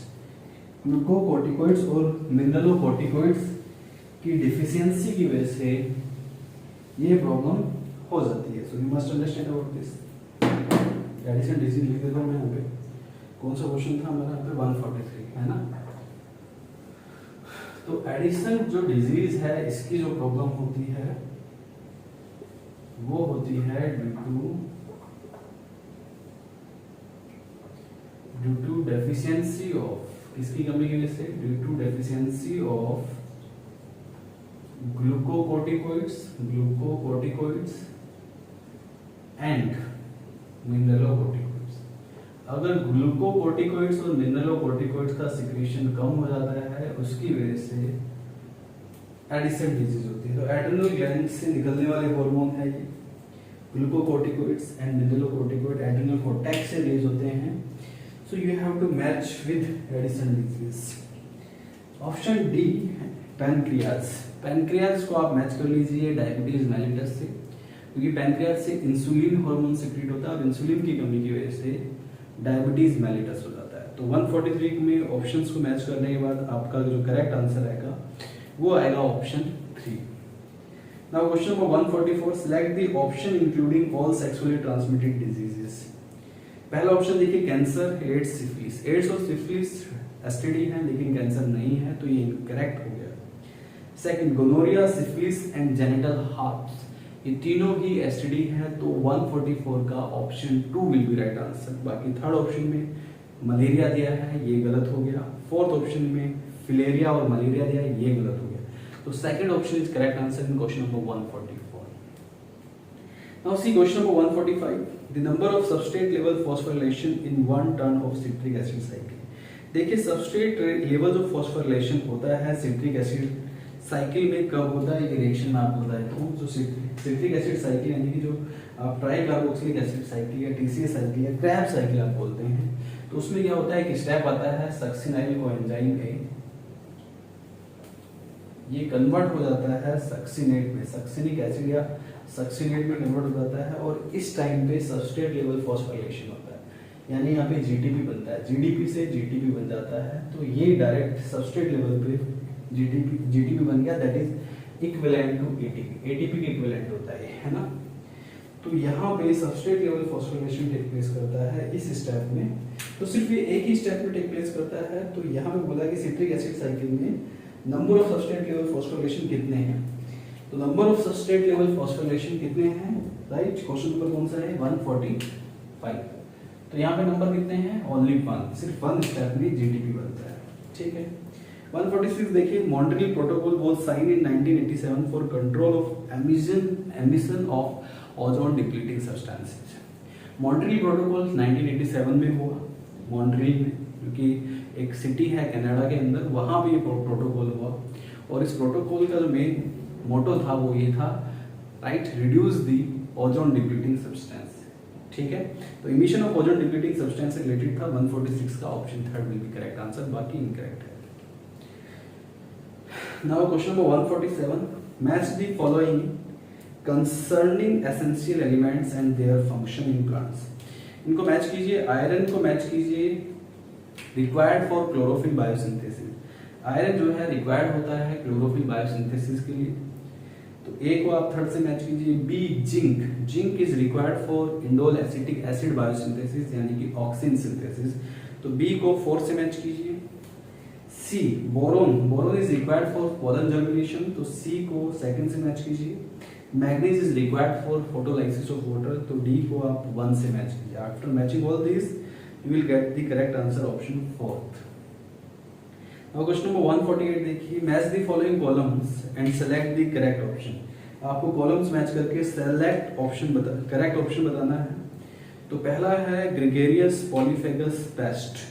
Gregarious polyphagous paste is locust, लोकस्टा को ग्रेगेरियस पॉलीफेगस पेस्ट कहा जाता है। तो ए को फोर्थ से मैच कीजिए। B adult with radial symmetry and larva with bilateral symmetry. Adult में radial symmetry है, लार्वा में बाइलेटरल सिमेट्री है। ये देखा जाता है स्टारफिश एस्टेरियस में, तो बी को वन से मैच कीजिए। C book lungs, book lungs are present in scorpion, तो सी को आप टू से मैच कीजिए। वहीं यहाँ पे बायोलुमिसेंस, बायोलुमिसेंस जो होते हैं टीनोप्लाना बायोलुमिसेंट होता है, तो डी को थर्ड से मैच कीजिए and you will get option third will be right answer in question number 148। Now question number 149, according to Robert May the global species diversity is about. Robert May के estimate के हिसाब से, estimation के हिसाब से जो global diversity है, biodiversity जो है वो लगभग 7 मिलियन है। तो 149 में ऑप्शन 1 में 7 मिलियन दिया है, so this is correct answer. Now question number 150 में रे फ्लोरेट, जो सनफ्लावर रे फ्लोरेट, ठीक है, गुआवा एंड कुकुम्बर, इनमें इंफीरियर ओवरी होती है, तो यहाँ पे रे फ्लोरेट को ऑप्शन 2 से मैच कीजिएगा। Option 2 will be correct answer. Half inferior ovary नहीं होती है, प्लम में होती है। सुपीरियर ओवरी भी नहीं होती है, ब्रिंजल एंड मस्टर्ड में होती है। हाइपोगाइनस ओवरी नहीं होती, तो यहाँ पे जो करेक्ट आंसर आएगा रे फ्लोरेट का, option 2 will be correct answer. Now 151, इस क्वेश्चन को हमें सॉल्व करना पड़ेगा, तो देखते हैं question number 151। Now see question number 151, ध्यान दीजिए 151 देखते हैं।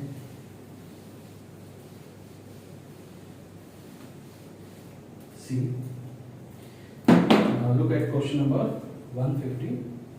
151 में क्या दिया है, ध्यान से देखिए वो।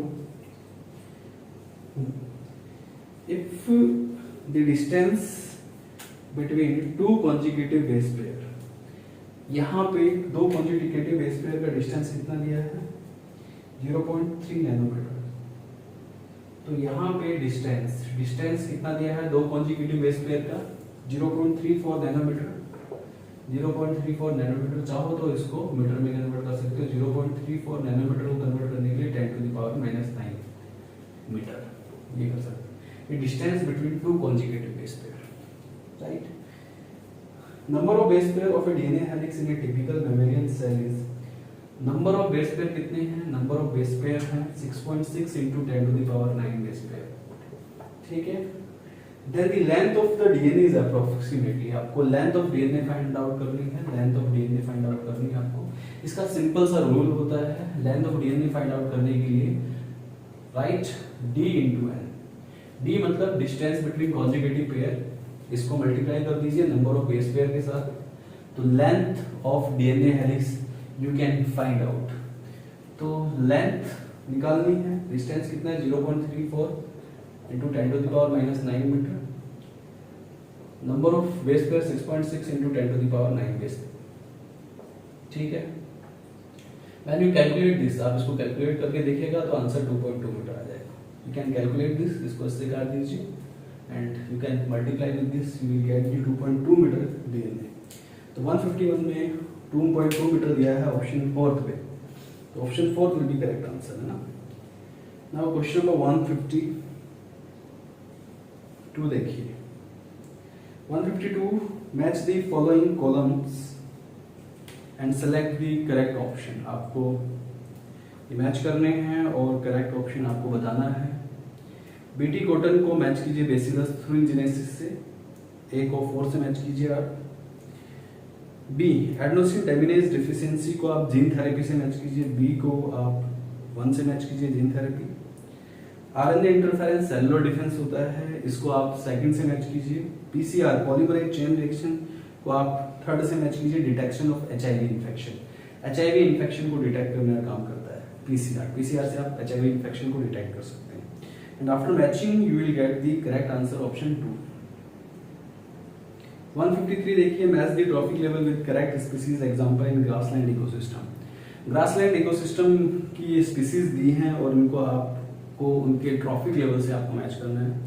तो यहाँ पे ऑप्शन ए में देखिए, फोर्थ ट्रॉफिक लेवल होता है वल्चर का, तो ए को सेकंड से मैच कीजिए। बी सेकंड ट्रॉफिक लेवल होता है रैबिट का, इसको आप थर्ड से मैच कीजिए। सी फर्स्ट ट्रॉफिक लेवल होता है ग्रास का, प्रोड्यूसर्स हैं तो फर्स्ट ट्रॉफिक लेवल में आएंगे, इसको आप फोर्थ से मैच कीजिए। डी थर्ड ट्रॉफिक लेवल होता है क्रो को, राइट, जो ग्रो है उसका थर्ड ट्रॉफिक लेवल होगा। तो when we match all these columns then we get option 2 will be correct answer in question number 153। Now see question number 154, match the following disease with the causative organism. आपको इन disease को positive organism के साथ match करना है and select the correct option, और फिर आपको करेक्ट ऑप्शन सिलेक्ट करना है। तो यहाँ पे ए है टाइफाइड सैल्मोनेला टाइफी की वजह से होता है, तो ए को आप थर्ड से मैच कीजिए। बी निमोनिया हीमोफिलस इन्फ्लुएंजा की वजह से होता है, बी को आप फोर्थ से मैच कीजिए। फिलेरियासिस वुकुरेरिया बैंक्रॉफ्टी एंड वुकुरेरिया मलाई की वजह से होता है, तो इसको आप 1 से मैच कीजिए। मलेरिया प्लाज्मोडियम की वजह से होता है, इसको आप 2 से मैच कीजिए। When you will match all these options you will get option 3 will be correct answer. Now question number 155, the roots that originate from the base of the stem. Base of stem से जो originate होती है root that you called fibrous root, ठीक है, ये बात आपको याद रखनी है। तो यहाँ पे option 2 will be correct answer, fibrous root. Now see question number 156, meiotic division of secondary oocyte is completed. ये सेकेंडरी oocyte की बात कर रहे हैं। सेकेंडरी oocyte का म्यूटिक डिवीजन कंप्लीट कब होता है? When the sperm will enter, ठीक है। सेकेंडरी oocyte मेटाफेज स्टेज में रेस्ट होती है, मेटाफेज 2 स्टेज में रेस्ट होती है। लेकिन जैसे स्पर्म की एंट्री होती है, एनाफेज प्रोमोटिंग कॉम्प्लेक्स रिलीज होता है, जिसकी वजह से सेकेंडरी oocyte का म्योसिस 2 कंप्लीट हो जाता है। तो ये जो टाइम, ये कब टेक प्लेस करता है? At the time of fusion of sperm with an ovum. जब स्पर्म ओवम के साथ फ्यूज होता है तब ये म्योसिस 2 विल बी कंप्लीटेड। तो फर्स्ट ऑप्शन में at the time of fusion of sperm with an ovum, ये करेक्ट ऑप्शन है। बाकी सेकंड ऑप्शन में प्रायर टू ओवुलेशन, ओवुलेशन से पहले नहीं होता, गलत है। थर्ड ऑप्शन में at the time of copulation, तब भी नहीं होता, ये गलत हो गया। फोर्थ आफ्टर जाइगोट फॉर्मेशन, तब भी नहीं होता, ये गलत हो गया। At the time of sperm and ovum, when the sperm enters into the ovum, then this process will take place, meiosis 2 will complete it।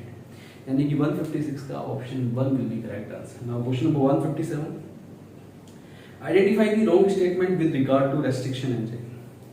restriction enzyme के रिगार्ड में wrong statement आपको बताना है। पहला है sticky ends can be joined by using DNA ligases। इस statement का कोई सर पैर है ही नहीं, राइट। ये डीएनए लाइगेज की बात कर रहा है और पूछ रहा है स्टेटमेंट रेस्ट्रिक्शन एंजाइम के बारे में, तो यही स्टेटमेंट रॉन्ग हो गया। Sticky ends can be joined by using DNA ligase, this is correct, but this is not related to restriction endonuclease से इसका कोई लेना देना नहीं है। तो option 1 will be right answer. Option 2 देखते हैं, रॉन्ग स्टेटमेंट बताना है तो रॉन्ग स्टेटमेंट इज ऑप्शन 1। बाकी ऑप्शन 2, 3, 4 ये भी देखते हैं। Option 2, each restriction enzyme function by inspecting the length of it DNA sequence, बिल्कुल सही है। हर एक रेस्ट्रिक्शन एंजाइम इंस्पेक्ट करता है लेंथ ऑफ डीएनए सीक्वेंस को, this is correct. Third option देख, cut the strand of DNA at palindromic site, बिल्कुल सही, ये डीएनए स्ट्रैंड को जनरली पैलिंड्रोमिक साइट पे कट करता है, this is also correct. Fourth, they are useful in genetic engineering, ये जेनेटिक इंजीनियरिंग में यूजफुल है, पता है आपको, तो ये भी करेक्ट है। नाउ क्वेश्चन नंबर 158 पे आते हैं। In relation to gross primary productivity and net primary productivity of an ecosystem, which one of the following statement is correct? है ना? तो पहले हम relation of gross primary productivity देख लेते हैं, नेट प्राइमरी प्रोडक्टिविटी और ग्रोस प्राइमरी प्रोडक्टिविटी के बीच में रिलेशन क्या है, पहले ये जान लेते हैं, then I will come to these statement and after that I will tell you the answer. Now see question number 158. Question number 158. Listen carefully. 158 देखते हैं, ध्यान दीजिएगा. ठीक है, 158. तो ग्रोस प्राइमरी प्रोडक्टिविटी और नेट प्राइमरी प्रोडक्टिविटी में क्या रिलेशन है, ये इक्वेशन एनसीईआरटी में दी है. Net primary productivity, gross primary productivity में से रेस्पिरेटरी जो यूज है उसको अगर आप माइनस कर देते हैं तो नेट प्राइमरी प्रोडक्टिविटी निकल जाती है. ग्रोस प्राइमरी प्रोडक्टिविटी वो जो कि एग्जैक्टली प्लांट ने सिंथेसाइज किया है फोटोसिंथेसिस में, लेकिन उसमें से वो कुछ रेस्पिरेशन में इस्तेमाल करता है. अगर उसमें से आप वो माइनस कर देते हैं तो net primary productivity that will be available for consumers, ये कंज्यूमर के लिए अवेलेबल होगा, है ना. ठीक है, ये रिलेशन होता है, ये इक्वेशन आप याद रखिएगा and then do the question. तो ऑप्शन 1 में दिया है there is no relation between gross primary productivity and net primary productivity, गलत हो गया, देयर इज रिलेशन, है ना. सेकंड ऑप्शन दिया है gross primary productivity is always less than the net primary productivity, बिल्कुल गलत है. ग्रोस प्राइमरी प्रोडक्टिविटी हमेशा नेट प्राइमरी प्रोडक्टिविटी से ज्यादा होती है, लेकिन यहाँ पे इसने उल्टा बोला है कि gross primary productivity is lesser than NPP. ये नहीं हो सकता, this is not possible, right. तो this is also incorrect statement. Third statement gross primary productivity is always more than the net primary productivity, this is correct. यहाँ पे जो gross primary productivity है ये हमेशा नेट प्राइमरी प्रोडक्टिविटी से ज्यादा होगी, दिस इज करेक्ट, राइट. तभी तो आप माइनस करके एनपीपी निकालते हैं, दिस इज वेरी सिंपल. तो option third will be right answer in question number 158. बाकी फोर्थ स्टेटमेंट में क्या दिया है, gross primary productivity and net primary productivity are one and same. Same नहीं है, एक बात नहीं, अलग अलग बात है. तो फोर्थ ऑप्शन भी गलत हो गया. Now see question number 159. The process of growth is maximum during, जो ग्रोथ का जो प्रोसेस है वो मैक्सिमम होता है कब, ड्यूरिंग लॉग फेज. ठीक है, अगर आप ग्रोथ कर्व देखते हैं तो growth curve sigmoid to growth curve होती है, 159 की मैं बात कर रहा हूँ. तो जो सिग्मोइड ग्रोथ कर्व होती है वो कुछ इस तरीके से आती है. ठीक है, ये लैग फेज, ये लॉग फेज, ठीक है, और ये स्टेशनरी फेज, है ना. तो लैग फेज में ग्रोथ एकदम से बढ़ती है. ठीक है, तो मैक्सिमम जो ग्रोथ होगी वो लॉग फेज में होगी, यानी कि option 2 will be correct answer. Dormancy is incorrect. Option third में लैग फेज दिया है, दैट इज इनकरेक्ट, क्योंकि लैग फेज में ग्रोथ स्लो होती है. सेंसेस ऑप्शन 4 में दिया, दिस इज इनकरेक्ट. क्वेश्चन को 160 देखते हैं. The sequence that control the copy number of linked DNA in the vector is term. ठीक है, वेक्टर में नंबर ऑफ कॉपी को कंट्रोल कौन करता है. अगर आप देखें PBR322 अगर आप देखते हैं, राइट, या कोई भी आप क्लोनिंग वेक्टर देखते हैं तो उसमें एक सीक्वेंस होती है जिसको आप ओरी बोलते हैं, यानी कि origin of replication, and that will be responsible for the controlling the number of DNA. तो कॉपी नंबर ऑफ डीएनए को कंट्रोल करने के लिए ओरी होता है, ओरिजिन ऑफ रेप्लिकेशन होता है, राइट, जो कि क्लोनिंग वेक्टर में होता है, and that is essential criteria for any cloning vector. तभी वहां पे मल्टीपल कॉपीज बनेगी और तभी हमारा रिकॉम्बिनेंट डीएनए टेक्नोलॉजी सक्सेसफुल हो पाएगा, राइट. तो यहाँ पे 160 का ऑप्शन 1 रिकॉग्निशन साइट गलत है. सिलेक्टेबल मार्कर ऑप्शन 2 में दिया, that is also incorrect. Origin of replication site that is completely correct. तो option third will be correct answer, बाकी ऑप्शन इनकरेक्ट है. ऑप्शन फोर्थ में पैलेंड्रोमिक सीक्वेंस दिया है, ये भी गलत हो जाता है. Now see question number 161. Name the enzyme that facilitate opening of DNA helix during transcription. Transcription के टाइम पे जो डीएनए हेलिक्स को ओपन करता है वो आरएनए पॉलीमरेज इटसेल्फ.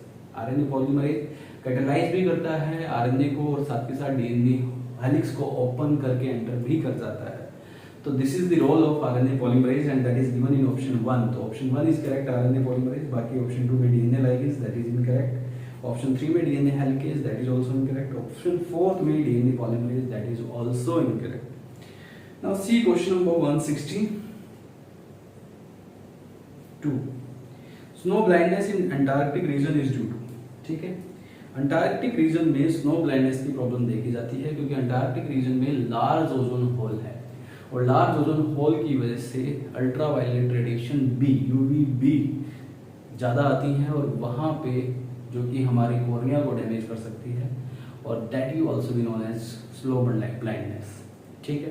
तो वो यूवीबी की वजह से होता है। तो ऑप्शन 1 देखिए, डैमेज टू रेटिना, बिल्कुल गलत, डैमेज टू कॉर्निया, ये कॉर्निया को डैमेज करता है, caused by infrared rays, this is incorrect. Option 2, freezing of fluids in the eye by low temperature, ठीक है, आईज में फ्लूइड्स फ्रीज कर जाते हैं लो टेम्परेचर की वजह से, ये बिल्कुल गलत हो गया, this is not correct. Third, inflammation of cornea, बिल्कुल सही, due to high dose of UVB radiation. Antarctica में लार्ज ओजोन होल की वजह से यूवीबी एक्सपोज होती है और जिसकी वजह से कॉर्निया में इन्फ्लेमेशन हो जाता है, इसे स्नो ब्लाइंडनेस कहते हैं। तो दिस इज करेक्ट, यानी कि option 3 will be correct answer in question number 162। Option 4, high reflection of light from snow, ये गलत हो गया, इसका कोई नहीं है इस बात से, राइट। 163 देखते हैं, स्ट्रोब्लाई और कॉन्स आर फाउंड इन, स्ट्रोब्लाई और कॉन्स किसमें पाए जाते हैं?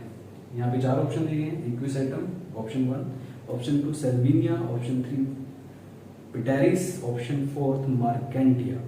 तो option 1 is correct, equisetum, that is given in NCERT also, even diagram में भी एनसीईआरटी ने इक्विसेटम में स्ट्रोब्लाई और कॉन दिया हुआ है। तो यहाँ पे 163 का option 1 will be correct answer. बाकी सेल्विनिया, टेरिस एंड मार्केंटिया में ऐसा नहीं होता है। तो option 1 is correct answer in question number 163। Now see question number 164, match the following columns and select the correct option. आपको कॉलम्स मैच करने हैं और करेक्ट ऑप्शन भी बताना है। तो ऑप्शन ए, फ्लोटिंग रिप्स को आप मैच कीजिए, do not connect with stamina.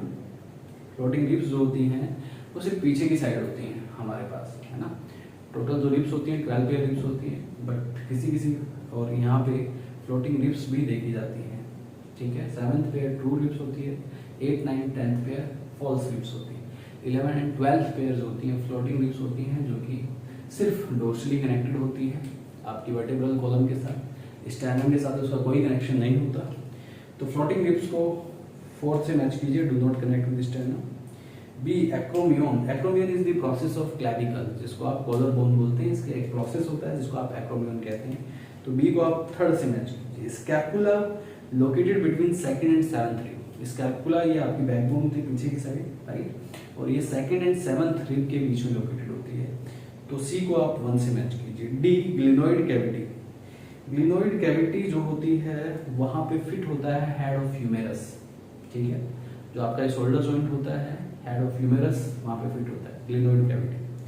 तो डी को आप 2nd से मैच कीजिए, हेड ऑफ ह्यूमेरस, है ना। तो after matching all these columns you will get option 1 will be correct answer. Now question number 165 देखिए, 165 में क्या है, which of the following is put into anaerobic sludge digester for further sewage treatment. इसमें से कौन सा एनारोबिक स्लज डाइजेस्टर में आप रखेंगे सीवेज ट्रीटमेंट के लिए? तो ये एनारोबिक स्लज डाइजेस्टर में डाला जाता है एक्टिवेटेड स्लज। एनसीईआरटी आप अच्छे से पढ़िएगा। एक्टिवेटेड जो स्लज है, एरोबिक ट्रीटमेंट के बाद एक्टिवेटेड जो स्लज बनता है उसको आप एनारोबिक स्लज डाइजेस्टर में डाल देते हैं, राइट। तो 165 का ऑप्शन 1 करेक्ट आएगा। ऑप्शन 2 प्राइमरी स्लज गलत हो गया। ऑप्शन 3 फ्लोटिंग डेब्रिस भी गलत है। Option 4 effluent of primary treatment, this is also wrong.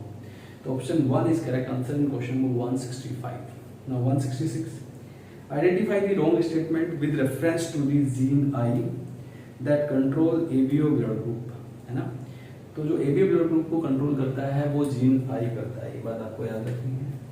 बता देता हूँ मैं आपको, क्वेश्चन नंबर 166 ध्यान दीजिए।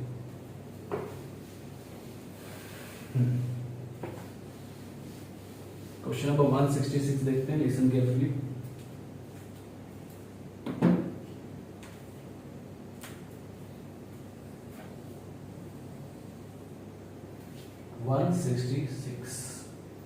तो इसमें identify the wrong statement with reference to gene I, है ना।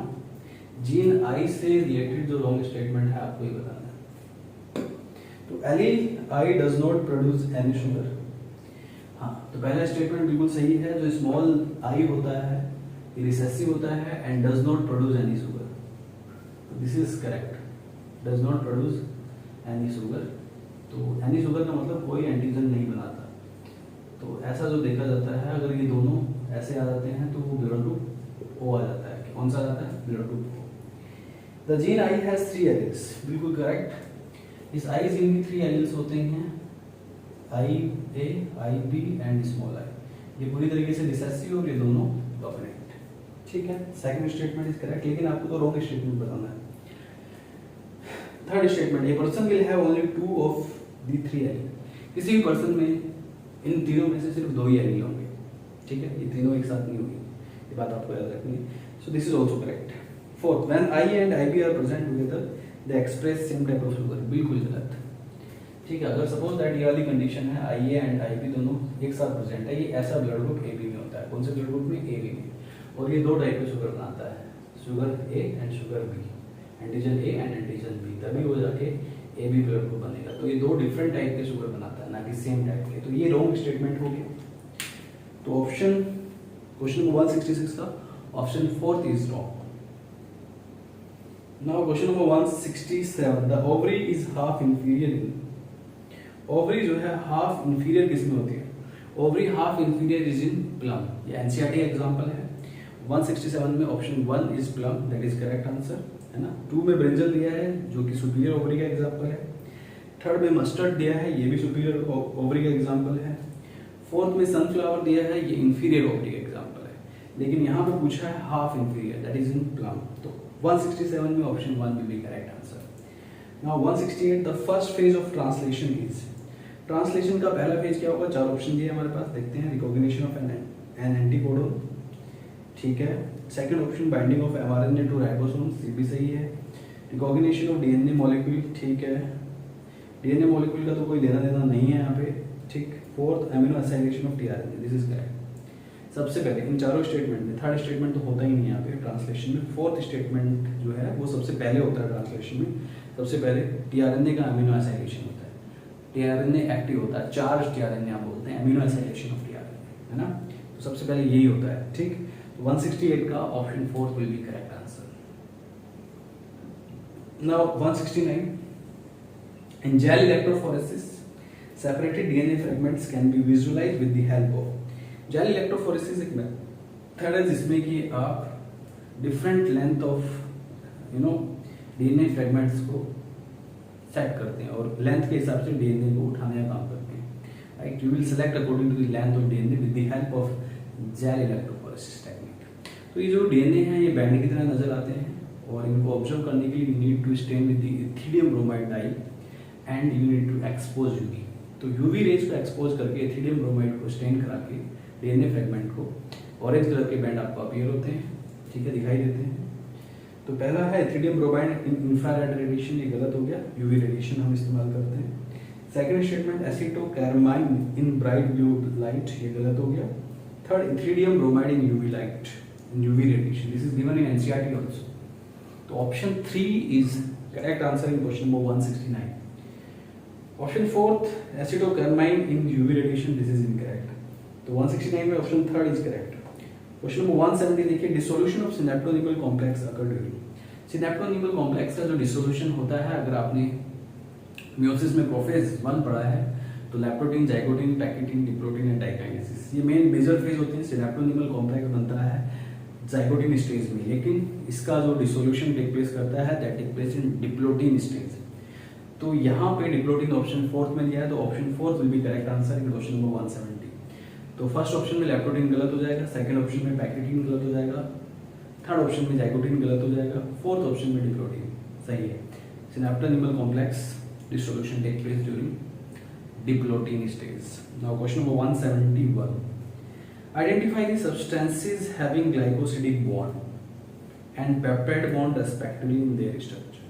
देखते हैं, ग्लाइकोसिडिक बॉन्ड जनरली पॉलीसैकेराइड में बनता है, ठीक है। पेप्टाइड बॉन्ड जनरली प्रोटीन में बनता है।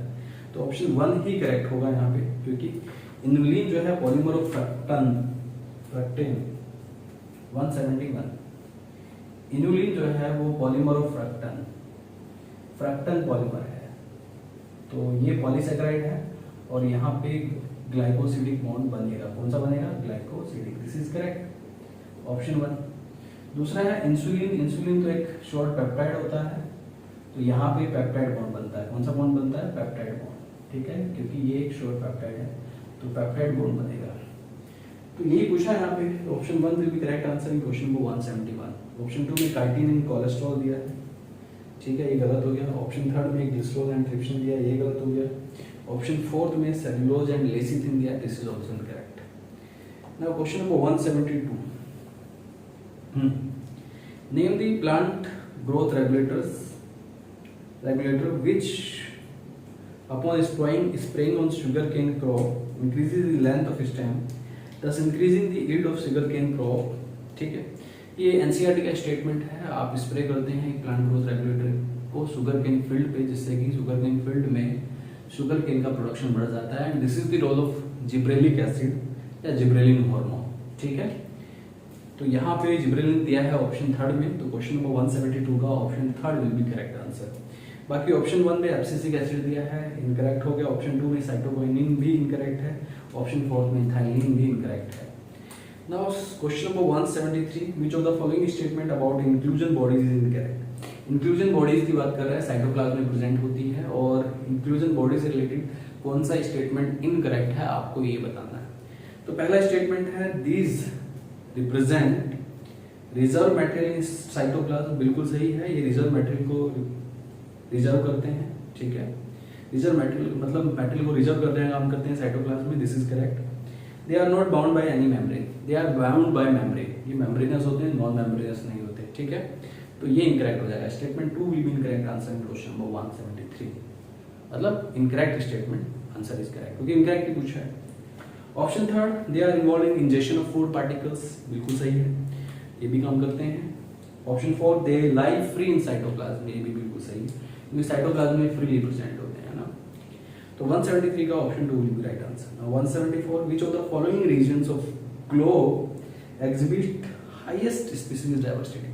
सबसे ज्यादा बायोडाइवर्सिटी हमारे ग्लोब में, हमारे प्लेनेट में अमेजन रेन फॉरेस्ट में होती है। ऑप्शन 1 में अमेजन फॉरेस्ट दिया है, तो option 1 will be correct answer. बाकी ऑप्शन 2 में western Ghat of India, right, ये नहीं आएगा। हालांकि ये भी रिच इन बायोडाइवर्सिटी है, बट ग्लोबल की बात कर रहा है, वर्ल्ड में सबसे ज्यादा बायोडाइवर्सिटी कहाँ है, तो सबसे ज्यादा अमेजन फॉरेस्ट में। ऑप्शन 3 में मेडागास्कर दिया है, गलत हो गया। ऑप्शन 4 में हिमालयाज दिया है, ये भी गलत हो गया। Amazon forest is the correct answer in question number 174 का option first will be the right answer. Now 175, how many true breeding pea plant varieties did Mendel select as pairs which were similar except in one character with contrasting trait। Mendel ने कितने characters को अपने experiment को perform करने के लिए याद, और वो भी उसने पेयर में ली। तो पेयर की अगर हम बात करें 7 और टोटल कैरेक्टर की हम बात करें तो 14 कैरेक्टर्स उसने कंसिडर किए अपने एक्सपेरिमेंट में। तो यहाँ पे 175 का option 4 will be right answer. Now question number 176 देखिए, identify the wrong statement with reference to immunity. आपको रॉन्ग स्टेटमेंट बताना है इम्यूनिटी के रेफरेंस में। तो पहला है fetus receives some antibodies from mother, it is an example of passive immunity। fetus mother से एंटीबॉडीज रिसीव करता है, जो कि एक पैसिव इम्यूनिटी का एग्जांपल है, बिल्कुल सही है ये, this is correct. Second, when exposed to antigen antibodies are produced in the host body, it is called active immunity, बिल्कुल सही। अगर कोई भी ऑर्गेनिज्म एंटीजन से, कोई भी ह्यूमन बीइंग अगर एंटीजन से एक्सपोज होता है तो बॉडी के अंदर एंटीबॉडीज प्रोड्यूस होने लग जाती है, and this is called active immunity, this is correct. Third statement, लेकिन आपको रॉन्ग स्टेटमेंट ढूंढना है ना, रॉन्ग स्टेटमेंट बताना है कि रॉन्ग स्टेटमेंट कौन सा है। Third statement, when ready-made antibodies are directly given, it is called passive immunity। अगर ready-made antibodies directly दी जाती हैं, इसे passive immunity कहते हैं, बिल्कुल सही है। Fourth statement, active immunity is quick and gives full response, बिल्कुल गलत। Active immunity is not quick, that gives slow response। If you compare the active immunity with passive immunity give quick response, but active immunity first recognize the pathogen and after that will give the response, then that will be slow response। Antibodies passive immunity में directly antibodies body के अंदर दी जाती हैं, और antibody जो है directly attack करती हैं पैथोजेंस पे, है ना। तो passive immunity give quick response as compare to active immunity. तो 176 का option 4 will be wrong statement and that will be the correct answer. Now 177 which of the following is not an attribute of a population. इसमें से population का attribute कौन सा नहीं है आपको बताना। पहला स्टेटमेंट है species interaction, this is not population attribute, तो first option will be right answer. Second sex ratio, that is the attribute of population, that is given in NCERT. B natality mortality, B natality, that is also the attribute of population. D mortality, that is also population attribute. तो one जो option है species interaction, that is not population attribute, option one will be right answer, right. आपको यही बताना है कौन सा population attribute नहीं है, तो one is not population attribute. 178 choose the correct pair from the following. आपको करेक्ट पेयर चूज करने हैं फॉलोइंग से। पहला है exonucleases make cut at specific position within DNA, तो इनकरेक्ट हो गया। Exonucleases cut the DNA from the ends, not specific position. Specific position से जो कट करता है वो एंडोन्यूक्लियस होता है, तो फर्स्ट इनकरेक्ट। आपको करेक्ट बताना, ऑप्शन 2 क्या है, ligase join the two DNA molecule, बिल्कुल सही है। लाइगेज दो डीएनए मॉलिक्यूल्स के एंड्स को जोड़ सकता है, दिस इज करेक्ट, और आपको करेक्ट ही बताना, तो option 2 will be right answer. बाकी थर्ड और फोर्थ स्टेटमेंट देखते हैं। थर्ड में क्या है, polymerases break the DNA into fragments. Polymerases DNA को फ्रैगमेंट्स में ब्रेक करता है, नहीं जी, किसने कहा, नहीं ब्रेक करता है, गलत हो गया, है ना। डीएनए को फ्रैगमेंट में ब्रेक करने का रेस्ट्रिक्शन एंडोन्यूक्लियस करता है ना। Fourth, nucleus separate the two strand of DNA, बिल्कुल गलत। न्यूक्लियस डीएनए को डाइजेस्ट करता है, राइट, आरएनए को डाइजेस्ट करता है, दोनों डीएनए के स्ट्रैंड को सेपरेट नहीं करता, दिस इज गलत, दिस इज रॉन्ग स्टेटमेंट, है ना। Correct statement is only option 2, so option 2 will be right answer in question number 178। Now see question number 179। The process responsible for facilitating loss of water in liquid form, the tip of grasses blades at night and in early morning is, देखिए NCERT का statement है, अगर आप early morning या night में किसी भी plant के टिप को काटते हैं तो you will see some liquid droplets, और वो जो लिक्विड ड्रॉपलेट्स ऊज आउट हो जाती हैं लीफ से, वो जस्ट बिकॉज ऑफ लीफ से या किसी भी कहीं से भी कट करते हैं, स्टेम से हल्का सा कट करते हैं, you will see some liquid droplets and that will be due to root pressure, है ना। तो वो रूट प्रेशर की वजह से होता है, क्योंकि मॉर्निंग के टाइम पे, नाइट के टाइम पे रूट प्रेशर ज्यादा होता है, ठीक है। Option third will be right answer in question 179। Option 1 plasmolysis is not correct answer, option 2 transpiration is not correct, option 4 imbibition that is also not correct, तो option third will be right answer, root pressure, ठीक है। Question number 180 देखिए, which of the following is not an inhibitory substance governing seed dormancy. इसमें से कौन सा inhibitory substance नहीं है जो कि सीड डोरमेंसी को गवर्न करता है, ठीक है। सीड डोरमेंसी को गवर्न करता है इनहिबिटरी सब्सटेंस है, inhibitory substance para ascorbic acid होता है, ऑप्शन A1, लेकिन आपको बताना है जो नहीं है, ठीक है। तो ये नहीं आएगा क्योंकि ये तो इनहिबिटरी सब्सटेंस है। ऑप्शन 2 में जिब्रेलिक एसिड, ये सीड डोरमेंसी को ब्रेक करके सीड जर्मिनेशन को प्रमोट करता है, तो नॉट इनहिबिटरी, तो दिस इज द आंसर, यानी कि option 2 will be right answer in question number 180, ठीक है। बाकी ऑप्शन थर्ड में एब्सिसिक एसिड सीड डोरमेंसी को प्रमोट करता है, तो ये इनहिबिटर नहीं हो सकता, ये इनहिबिटरी सब्सटेंस है, सॉरी इनहिबिटरी जो नहीं है वो जिब्रेलिक एसिड है, क्योंकि वो सीड जर्मिनेशन को प्रमोट करता है। फिनोलिक एसिड जो है वो भी सीड डोरमेंसी को प्रमोट करता है, तो वो एक इनहिबिटरी सब्सटेंस है। There is only one substance, gibberellic acid, that promote the seed dormancy and inhibit the seed, that promote the seed germination and inhibit the seed dormancy. तो 180 का option 2 will be correct answer. तो इसी के साथ ये पूरा question paper हमने यहाँ पे कंप्लीट किया, ठीक है। उम्मीद करता हूँ ये क्वेश्चन पेपर बहुत ही अच्छे से समझ आ गया होगा आप लोगों को। बड़ा ही आसान सा क्वेश्चन पेपर है, most of the question NCERT से दिए हैं, डायरेक्टली स्टेटमेंट्स एनसीईआरटी के उठाए हैं, राइट। अगर इसी तरह की आप क्वेश्चंस पेपर्स की प्रैक्टिस करते हैं, प्रीवियस ईयर्स के क्वेश्चन पेपर की आप अच्छे से प्रैक्टिस करते हैं, that will be very helpful to you and even very fruitful to you. तो अच्छे से क्वेश्चन पेपर की प्रिपरेशन करते रहिए, राइट। प्रीवियस ईयर्स तो जरूर ही करते हैं, क्योंकि वहां से कई बार क्वेश्चन डायरेक्टली हिट कर जाते हैं। ये मेरी एक सजेशन है आपके लिए, मेरा जो एक्सपीरियंस है उसके हिसाब से मैं आपको बता रहा हूँ। तो अच्छे से पढ़ते रहिए, इन क्वेश्चन पेपर को सोल्व करते रहिए। मिलते हैं अगले क्वेश्चन पेपर में, राइट। तब तक के लिए thank you very much, bye, take care.